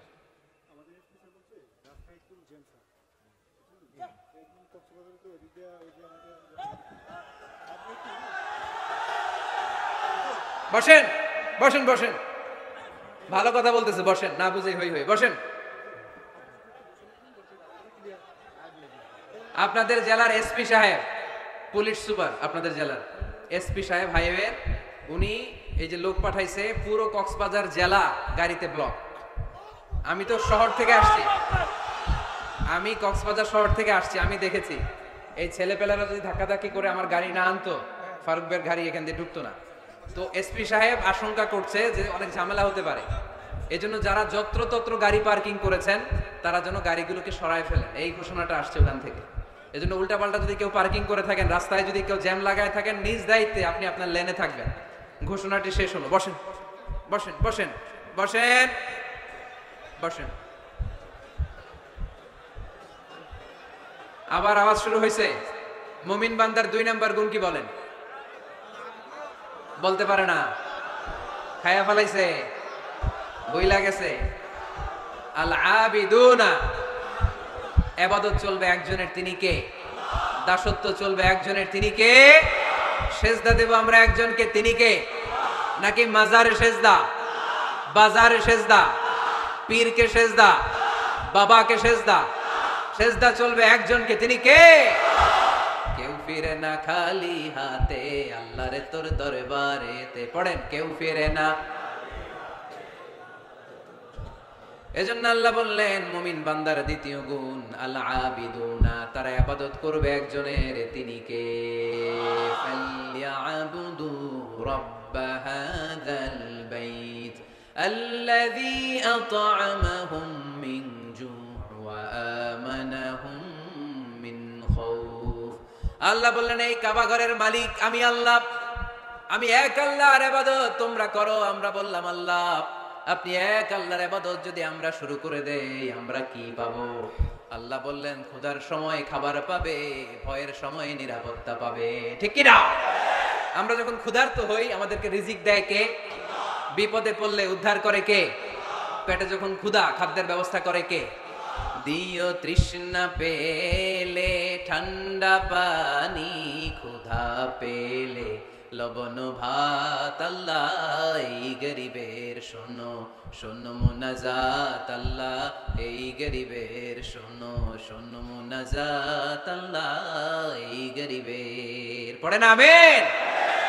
এই কাবা ঘরের রবের যদি ইবাদত করো, আল্লাযী আত'আমাহুম মিন জু', যখন তোমরা ক্ষুধার্ত থাকবে তোমাদেরকে রিজিক দিবে কে? ওয়া আমানাহুম মিন খাউফ, বিপদের সময় নিরাপত্তা দিবে কে? এজন্য মুমিন বান্দার দ্বিতীয় গুণ আল আবিদুনা, সব সময় ইবাদত করে কার? মুমিনের ইবাদত হবে শুধুমাত্র আল্লাহর। এই দুনিয়ায় যত নবী এসেছেন সব নবীরা আমাদেরকে এক আল্লাহর গোলাম বানাতে চেয়েছেন, ঠিক কি না? সব নবীদের একটা মিশন ছিল, সব নবীদের একটা ভিশন ছিল, সব নবীদের একটা স্লোগান ছিল, ইয়া কওমি ইবুদুল্লাহা মা লাকুম মিন ইলাহিন গায়রু আফালা তাত্তাকুন। ও আমার কওমের লোকেরা, কেন তোমরা এক আল্লাহর ইবাদত করো না? কেন তার পায়ে সেজদায় লুটিয়ে পড়ো না? সেজদা দিতে হয় একজনকে, তিনি কে? আল আবিদুনা। মুমিন বান্দারা এক আল্লাহয় বিশ্বাসী, তাই মুমিনদেরকে বলা হয় মুওয়াহিদুন, তাওহীদপন্থী। আমরা কি পন্থী? আমরা এতজনের ইবাদত করি না, একজনেরই তো খুশি রাখার যে নিয়ম কানুন ওটা মানতে পারি না, ঠিক কি না? হিন্দু ভাইরা অনেক দেবতার পূজা করে, কি করে না? আমি অনেক হিন্দু ভাইকে জিজ্ঞেস করেছি কাকে মানো, অনেকগুলো আছে, সবার নামও জানি না। তো এই যে আপনার এতগুলো রব, হিন্দু ভাইদেরকে আমি পছন্দ করি, তারা আমাদের মাহফিলগুলোতে আসে, তো আমি বলি এই যে আপনার এতগুলো রব, আপনি যে রবের নামই জানেন না, এটা কেমন কথা? কোটি কোটি এদের দেবতা, অনেকের পক্ষেই আসলে এত দেবতার নাম মনে রাখা সম্ভব, এত দেবতার এত নিয়মকে মেনটেন করা সম্ভব না। সেই বিবেচনায় আমাদের পদ্ধতিটা অনেক ভালো আমরা মনে করি, ঠিক কিনা? খুশি করবো একজন রে, কয়জন রে? One can not please everybody. একজন সবাইরে খুশি রাখতে পারে না। আমি আপনাদের সবার মন রক্ষা করে চলতে পারবো? যদি এমন হয় যে এই একজনের মন রক্ষা করবেন, এটা আমার জন্য সহজ না। এজন্য আমরা এতজনের ইবাদত করি না, আমরা ইবাদত করি কয়জনের? কুল হুয়াল্লাহু আল্লাহুস লাম ইয়ালিদ ওয়া লাম ইউলাদ ওয়া লাম ইয়াকুল লাহু আহাদ। তিনি এক, অদ্বিতীয়, তিনি একক, তার কোনো শরীক নাই। ওই একক সত্তার ইবাদতের নামই হচ্ছে আল আবিদুনা। চিল্লায় পড়েন ঠিক কি না? মুমিন বান্দার 2 নাম্বার গুণ আল আবিদুনা, ইবাদত করবে আল্লাহর। অনেকে মনে করে শুধু নামাজ পড়া ইবাদত, অনেকে মনে করে শুধু জিকির করা ইবাদত, অনেকে মনে করে রমাদানে রোজা রাখা ইবাদত, অনেকে মনে করে হজের সময় হজ করাই শুধু ইবাদত। আছে না নাই? না, শুধু এগুলো ইবাদত নয়। যে কাজে আল্লাহ খুশি, খেয়াল রাখবেন, যে কাজে মানবতার কল্যাণ হয় তার সবটাই ইবাদত। সুবহানাল্লাহ পড়েন। ইমাতাতুল আযা আনিত তরিক, রাস্তায় ইটা পড়ে আছে, কেউ সরায় না। যে কেউ ইটার মধ্যে ধাক্কা খেয়ে উল্টে পড়তে পারে, পা ভেঙে যেতে পারে, আপনি ইটাটা সরাই দিয়েছেন, এটাও ইবাদত। সুবহানাল্লাহ পড়বেন না? তাবাসসুমুকা ফি ওয়াজহি আখিকা সাদাকা, your smile to your brother, it's a charity. তুমি তোমার ভাইয়ের দিকে তাকিয়ে যে মুচকি হাসি মারলা, এটাও ইবাদত। তুমি তোমার স্ত্রীকে দেখে যে সালাম দাও, এটাও ইবাদত। স্ত্রীর সাথে যে আপনি অন্তরঙ্গ সময় কাটান, এটাও ইবাদত। সুবহানাল্লাহ পড়েন। ওয়াফি বুদআই আহাদিকুম সাদাকা, ওয়াফি বুদআই আহাদিকুম সাদাকা, অন্তরঙ্গ সময় যে তোমরা স্ত্রীর সাথে কাটাও, এটাও ইবাদত, এটাও সদকা দেওয়ার সওয়াব। আল্লাহর হাবিব যখন এই কথা বললেন, সাহাবারা অবাক। সাহাবারা বলতে শুরু করলো, ইয়া হাবিবাল্লাহ, এটা কেমন কথা? স্ত্রীর সাথে আমরা অন্তরঙ্গ মুহূর্ত কাটাবো, এটাতেও সওয়াব হয়? আল্লাহর হাবিব বললেন, এই অন্তরঙ্গ মুহূর্ত স্ত্রীর সাথে না কাটিয়ে যদি পরকিয়া করতে, গুনাহ আছে না নাই?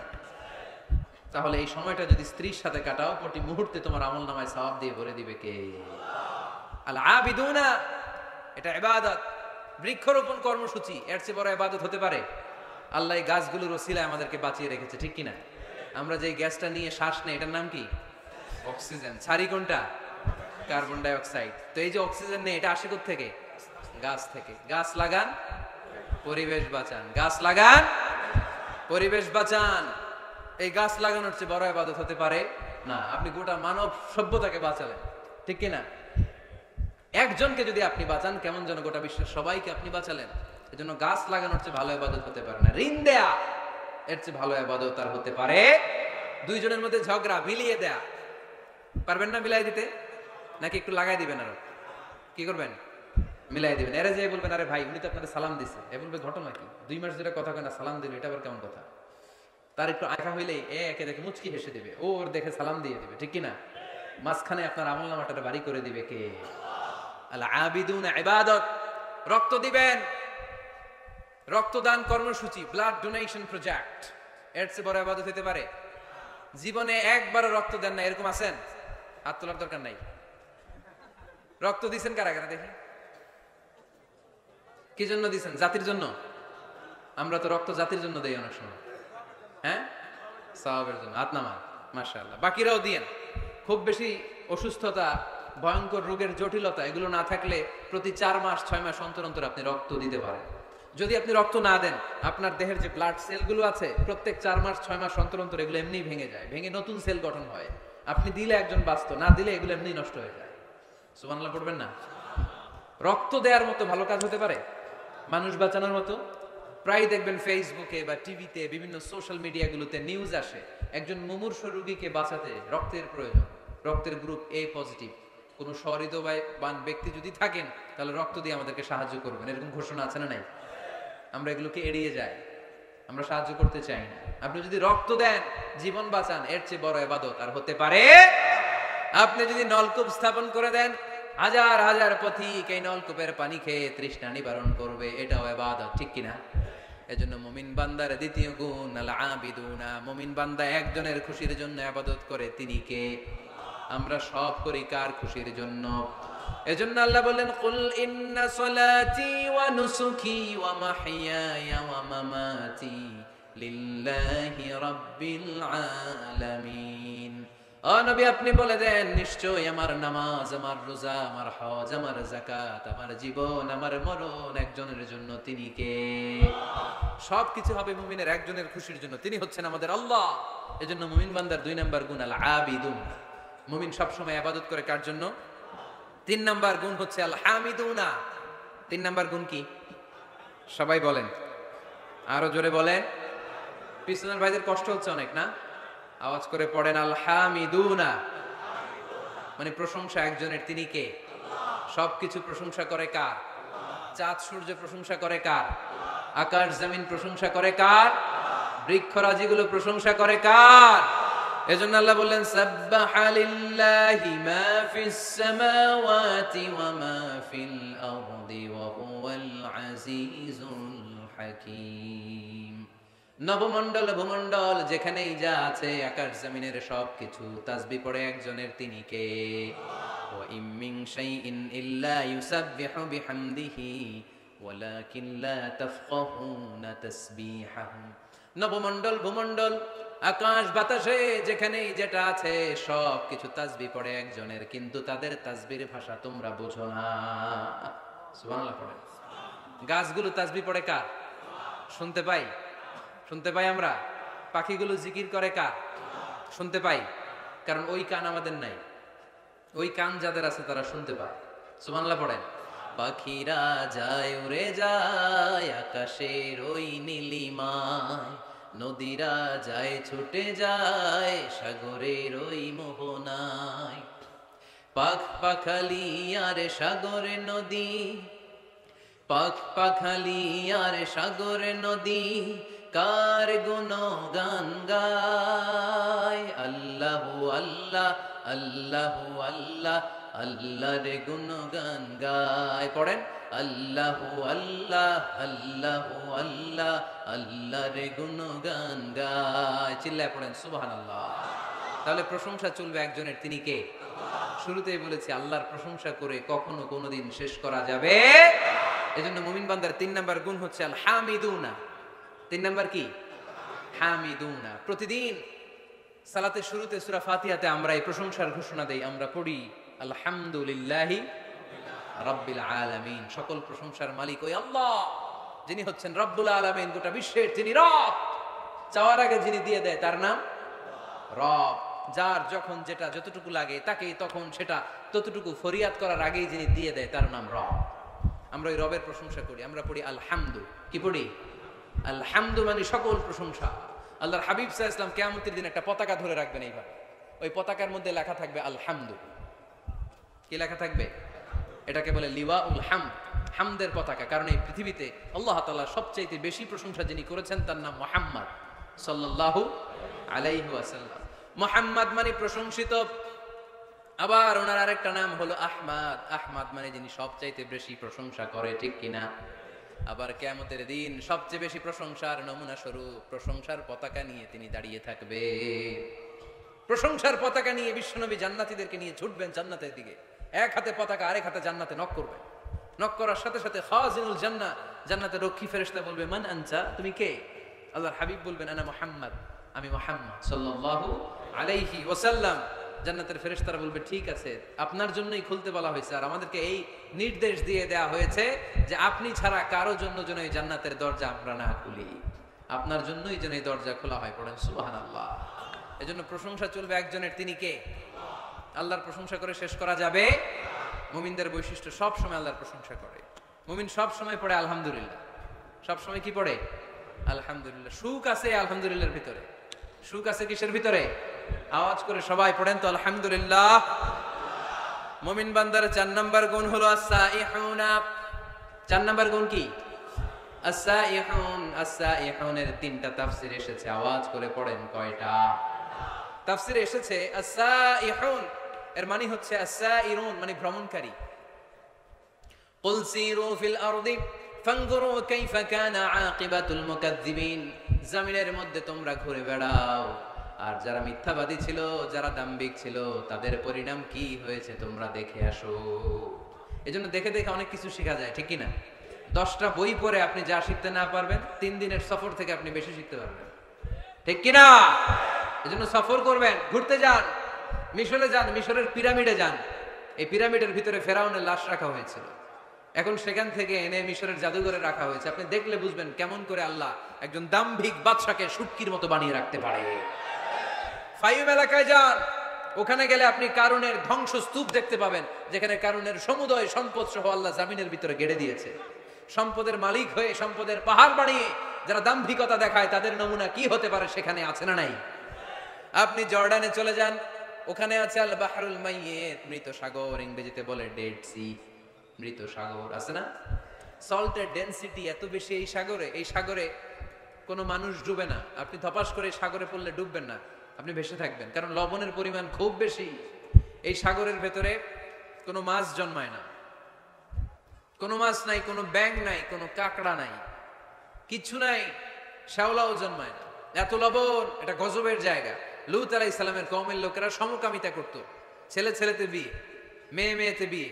ইদানিং বাংলাদেশেও ঢুকতেছে এটা, নাউজুবিল্লাহ পড়বেন না? এগুলোরে ঠেকায় দেওয়া যাবে? এগুলোকে রুখে দেওয়া যাবে? মুসলমান সাবধান, খুব সাবধানে থাকতে হবে। এগুলো দেখেন, এগুলো যদি আপনি দেখেন তাহলে আল্লাহর প্রতি ভয় বাড়ায় দিবে কে? তাহলে সাইহুনার প্রথম ব্যাখ্যা হচ্ছে সাইরুনা, সাইহুনার 2 নম্বর তাফসীর হচ্ছে সাইমুনা। তাফসীরে এসেছে আস-সাইহুন মানে হচ্ছে আস-সাইমুন, রোজাদার। রোজা রাখেন না আপনারা? রমজান মাস আসতেছে না কয়েক মাস পরে, রমাদানের রোজা যারা রাখে তারা হচ্ছে সাইহুন।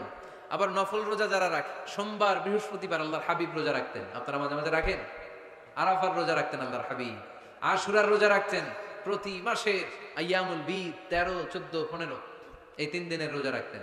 কক্সবাজারের ভাইয়েরা এই রোজাগুলো আপনারা রাখেন না? না রাখেন?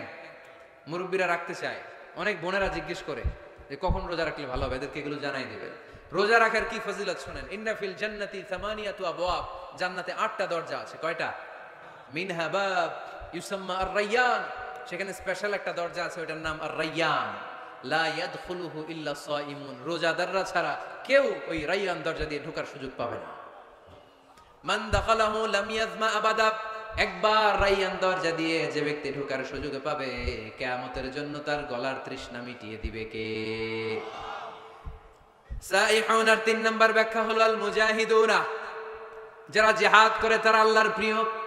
ওয়াজাহিদু ফিল্লাহি হাক্কা জিহাদিহি, যেমন করে জিহাদ করা দরকার ঠিক তেমন তেমন আল্লাহর জন্য জিহাদ করো। অনেকে মনে করে জিহাদ মানে তলোয়ার, জিহাদ মানে AK-47, জিহাদ মানে মাথার মধ্যে কালো পাগড়ি, তারপরে বোম ফোটানো, আছে না নাই?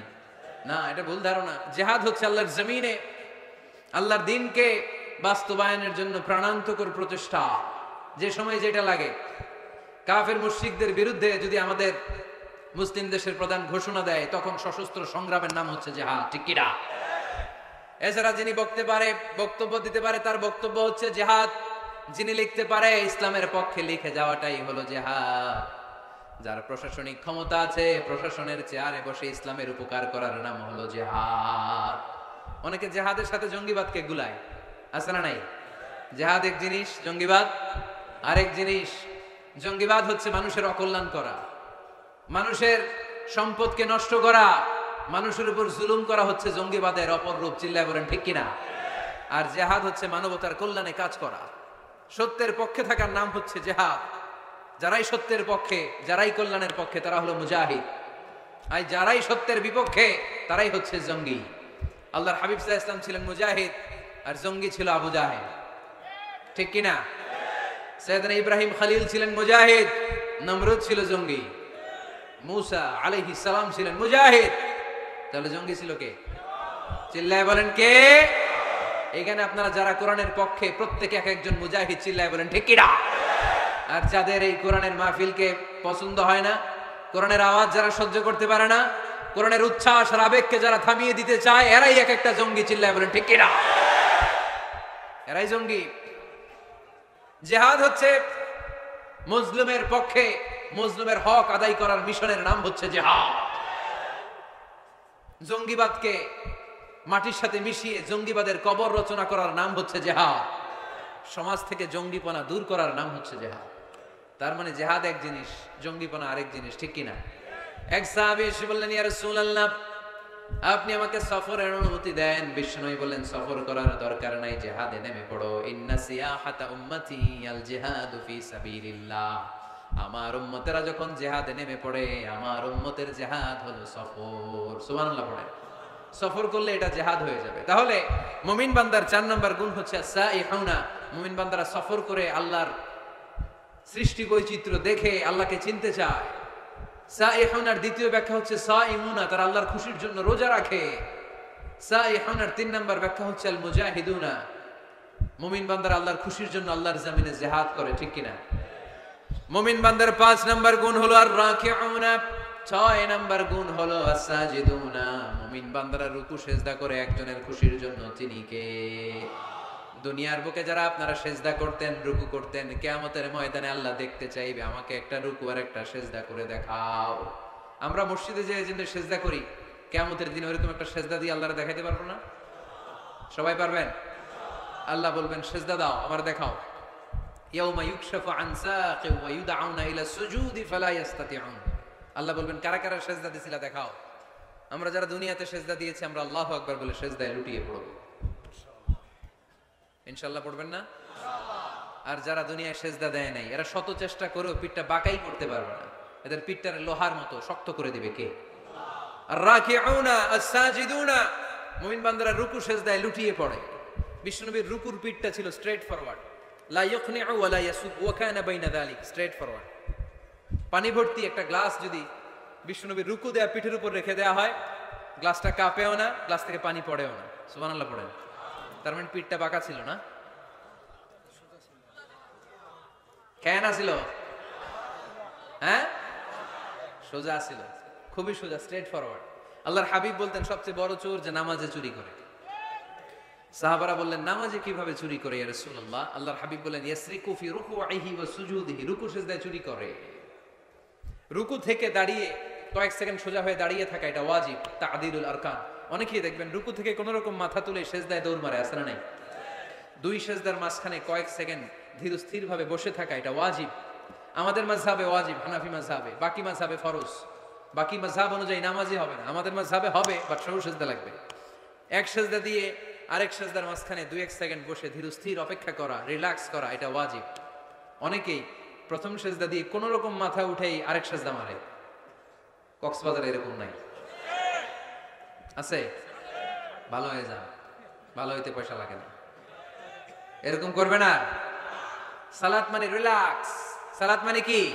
সালাতে কায়েম করো, সালাতে কায়েম করো, হবে সম্মানী তুমি, হবে জান্নাতি তুমি, হবে সম্মানী তুমি, হবে জান্নাতি তুমি। দিবে কাল হাসরে শীতল ছায়া আরশে আজিম। রব্বিয়াল আলা, রব্বিয়াল আযীম, রব্বিয়াল আলা, রব্বিয়াল আযীম। আলহামদুলিল্লাহ পড়েন। সালাত আপনার জান্নাতি বানাবে, সম্মানিত বানাবে। তাড়াহুড়ো করলে, তাই না? কি করলে? ধীর স্থির ভাবে সালাত পড়তে হবে। আল্লাযীনা হুম ফি সালাতিহিম খাশিউন। Successful indeed are the believers who offer their 5 times salah with full of solemnity and submission. আমরা নামাজও পড়ি, দিন দুনিয়া সব খবর রাখি, আছে না নাই? নামাজও পড়তেছে, টেলিভিশনে কি চলতেছে ওই টেনশন আছে না নাই? নামাজও পড়তেছে, ক্রিকেটের কি অবস্থা, টেনশন আছে না নাই? এই নামাজ পড়লে কি খুশু খুদু বাড়বে? সাহাবারা নামাজে দাঁড়ালে, মরুভূমিতে আল্লাহু আকবার বলে দাঁড়ালে, মরুভূমির পাখিগুলো সাহাবাদের মাথার উপরে এসে বসে যেত। পাখিগুলো মনে করতো এগুলো খেজুর গাছ। সাহাবাদের পা থেকে তীর টেনে বের করা যেত নামাজে, ওনারা টেরই পেতেন না। নামাজের বাইরে তীর ধরে টান দিলে কাঁদতেন, আর নামাজে তীর ধরে টান দিলে টেরই পেতেন না।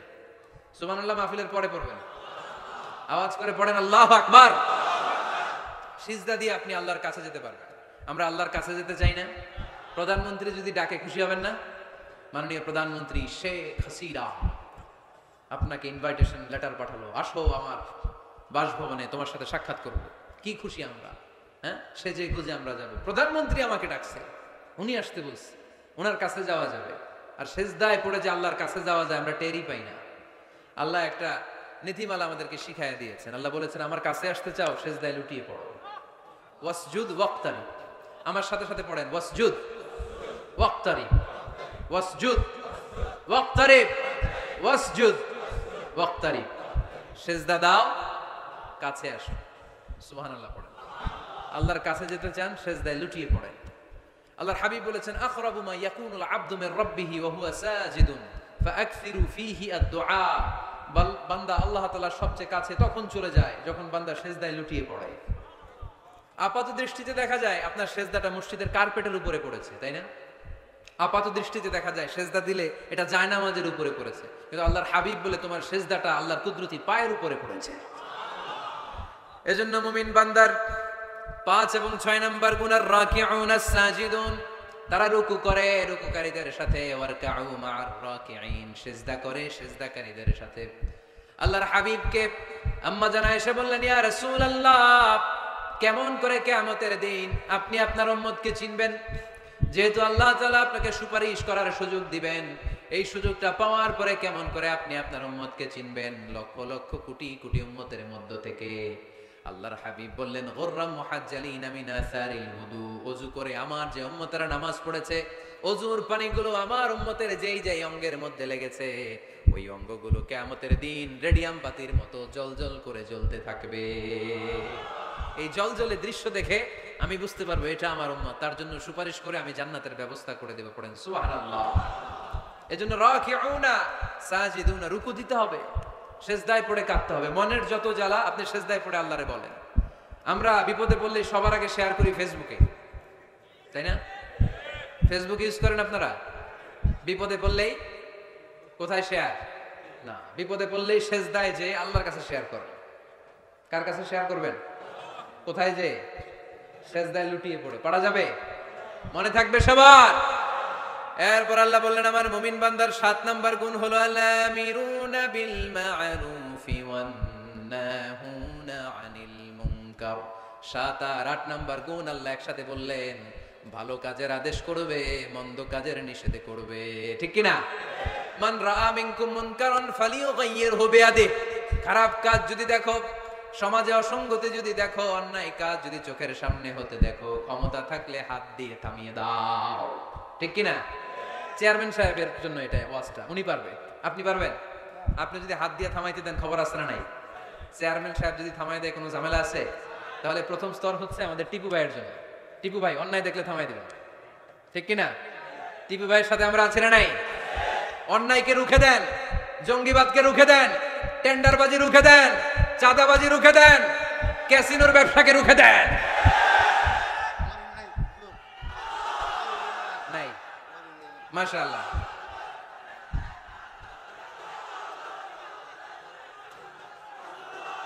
যুবকদের গায়ে অনেক শক্তি, অনেক উচ্ছ্বাস। যুবকরা চাইলেই টেন্ডারবাজি বন্ধ করে দিতে পারে, যুবকরা চাইলেই চাঁদাবাজিটা বন্ধ করে দিতে পারে, এরা চাইলেই সমাজটাকে যৌতুক মুক্ত করতে পারে, এরা চাইলেই সমাজটাকে সুন্দর করতে পারে, যুবকরা চাইলেই ইফটিজিং থামায় দিতে পারে। যুবকদের গায়ে এত শক্তি, স্রোতের বিপরীতে তারা দাঁড়িয়ে থাকতে পারে। এজন্য প্রাণের এই উচ্ছ্বাস, যুবকদের রক্ত গরম, এই শক্তি, এই সম্ভাবনা ইসলামের পক্ষে কাজে লাগানোর দরকার আছে না নাই? এজন্য আল্লাহ বললেন, আল-আমিরুনা বিল মা'রুফ, ভালো কাজের আদেশ করো। ও আমার যুবক ভাইরা, বিকেল বেলা ক্রিকেট খেলার পরে তুমি ওযু করে মসজিদে যাও, তোমার বন্ধুগুলো বল, স্ট্যাম্পার, ব্যাট নিয়ে চলে যায়, তাদেরকে ডাকো। নামাজ একা পড়লে হবে না, সবাইকে নিয়ে নামাজ পড়তে হবে। আপনি আপনার সরকারি অফিসে নিজে নামাজ পড়েন, তো কলিগদেরকে দাওয়াত দেন না কেন? নামাজ কি একা একা পড়লে হয়? ইকামাতুস সালাহ সবাইকে নিয়ে করতে হয়। জান্নাতে যখন যাব সবাইরে নিয়ে যাব, ঠিক কি না? দুনিয়াতে আপনার ব্যবসায় পার্টনার, অফিসের কলিগ, আহা পরাণের বন্ধু, ও থাকবে জাহান্নামে, আপনি জান্নাতে, এটা হয়? কথা বলেন। তাই না, ওরে মসজিদে নিয়ে যাবেন, বলবেন তোরে ছাড়া আমি জান্নাতে থাকতে পারবো না। পারবেন? টানার সময় কি বলবেন? যদি মসজিদে ঢুকতে না চায়, ওর জামা ধরে টানবেন, আর কি বলবেন? তোরে ছাড়া আমি থাকতে পারবো না। বলা যাবে? বলা যাবে? তাহলে ভালো কাজ একা করলে হয় না, সালাত একা আদায় করলে চলবে না, যাকাত একা দিলে হবে না, ভালো কাজ নিজে নিজে করলে হবে না, ফ্যামিলির সবাইকে নিয়ে, বন্ধু বান্ধব সবাইকে নিয়ে করতে হয়, ঠিক কিনা?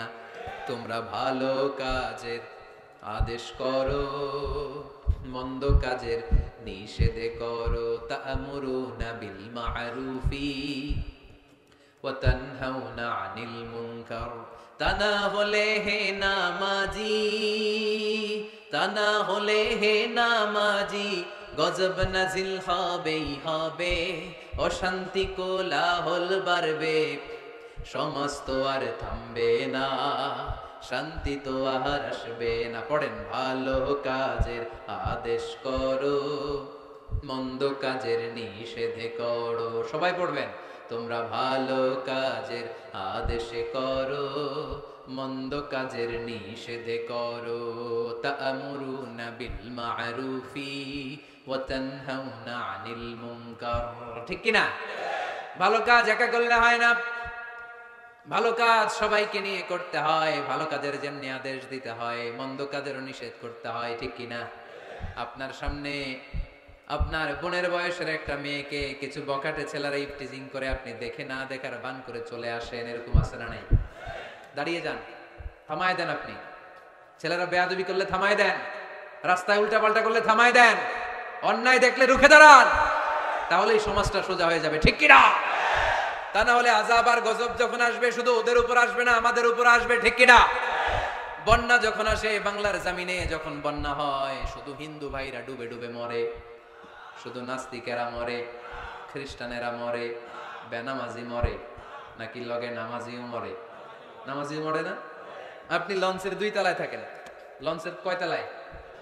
নিচতলার এক লোক হাতুড়ি নিয়ে লঞ্চের তলা ফুটা করতে আরম্ভ করছে। আপনি ভাবলেন আমার কি, আমি থাকি 2 তলায়, ও ফুটা করলে ও মরবে, ও মরবে, ও মরবে। এই লঞ্চের ভরাডুবি থেকে আপনিও বাঁচতে পারবেন না, চিল্লায় বলেন ঠিক কিনা?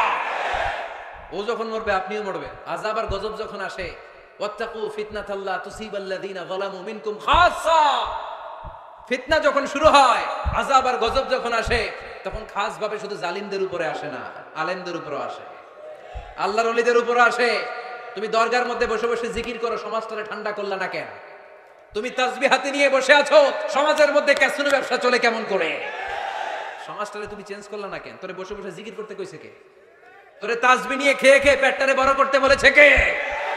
তুমি একা জান্নাতে যাবা, আযাব আর গজব তোমারও ছাড়বে না, চিল্লায় বলেন ঠিক কি না? ডেঙ্গু যে হয়েছিল বাংলাদেশে কিছুদিন আগে, শুধু হিন্দুরা মরছিল? সব নাস্তিকগুলা মরে গেছিল? মুসলমানও মরছে, ঠিক কিনা? মুসা আলাইহিস সালাম আল্লাহরে প্রশ্ন করলেন, আল্লাহ আপনি যখন আযাব দেন, গজব দেন, ওই এলাকার সবার উপরে দেন কেন? আযাব আর গজব তো নাফরমানদেরকে দিবেন, ওই এলাকার ভালো লোকদেরকেও দেন কেন? ভূমিকম্পে শুধু হিন্দুরা মরে না কেন, কাফিররা মরে না কেন, মুসলমানরা মরে কেন? নাস্তিকগুলো মরে না কেন, নাস্তিকগুলো মরে কেন? আপনি বাইসে বাইসে আযাব দিতে পারেন না? আল্লাহ বললেন আমি উত্তর দিব না, কিছুক্ষণ পরে নিজেই উত্তর পেয়ে যাওয়া। মুসা আলাইহিস সালাম হাঁটতে হাঁটতে হঠাৎ ক্লান্ত হয়ে পড়লেন, একটা গাছের নিচে তিনি শুয়ে পড়লেন। হঠাৎ করে ঘুম চলে আসলো। ওই গাছের পাশে ছিল 20 পিঁপড়ার বাসা। 20 পিঁপড়া চিনেন? কামড় দিলে খুব আরাম লাগে, তাই না? কেমন লাগে? ব্যথা লাগে? খুব ব্যথা লাগে না? 3-4টা 20 পিঁপড়া ওই 20 পিঁপড়ার বাসা থেকে এসে সাইয়েদনা মুসা আলাইহিস সালামের পায়ের মধ্যে কামড়াতে আরম্ভ করলো। মুসা আলাইহিস সালামের মেজাজ তো খুব নরম ছিল, তাই না? ও গরম মেজাজের নবী ছিলেন, রেগে যেতেন, খুব সাহসী ছিলেন। এই 2টা ক্যারেক্টার খুবই সাহসী, এক হচ্ছে মুসা আলাইহিস সালাম, আর এক হচ্ছে সাইয়েদনা ওমর ফারুক, ঠিক কি না? ওনাদের কথার চাইতে হাত চলতো আগে। এরকম দরকার আছে না নাই? মায়ের উপরে ওষুধ নাই, মায়ের ভিতরে ভিটামিন আছে, ঠিক কি না? মাঝে মাঝে এই ভিটামিনের দরকার আছে না নাই? শুয়ে রইলেন মুসা আলাইহিস সালাম, 3-4টা 20 পিঁপড়া এসে পায়ে কামড়ানো শুরু করলো। রেগে গেলেন, রেগে মেগে আগুন, খুঁজতে আরম্ভ করলেন কিসে এত ব্যথা, দেখে পিঁপড়ায় কামড়ায়। এই 3-4টারে তো মারলই, পাশে দেখে পিঁপড়ার বাসা, পুরা বাসাটারে পা দিয়ে ভেঙে চুরে ছারখার। রাব্বুল আলামিন ডেকে বললেন, মুসা পিঁপড়া কামড় দিছিল কয়টা? কয় 3টা। তাইলে পুরা পিঁপড়ার বাসা ভাঙলা কেন? কামড় দিয়েছে 3-4টা পিঁপড়া, পুরো পিঁপড়ার বাসাগুলোরে ডলে ডলে পিষে শেষ করলা কেন?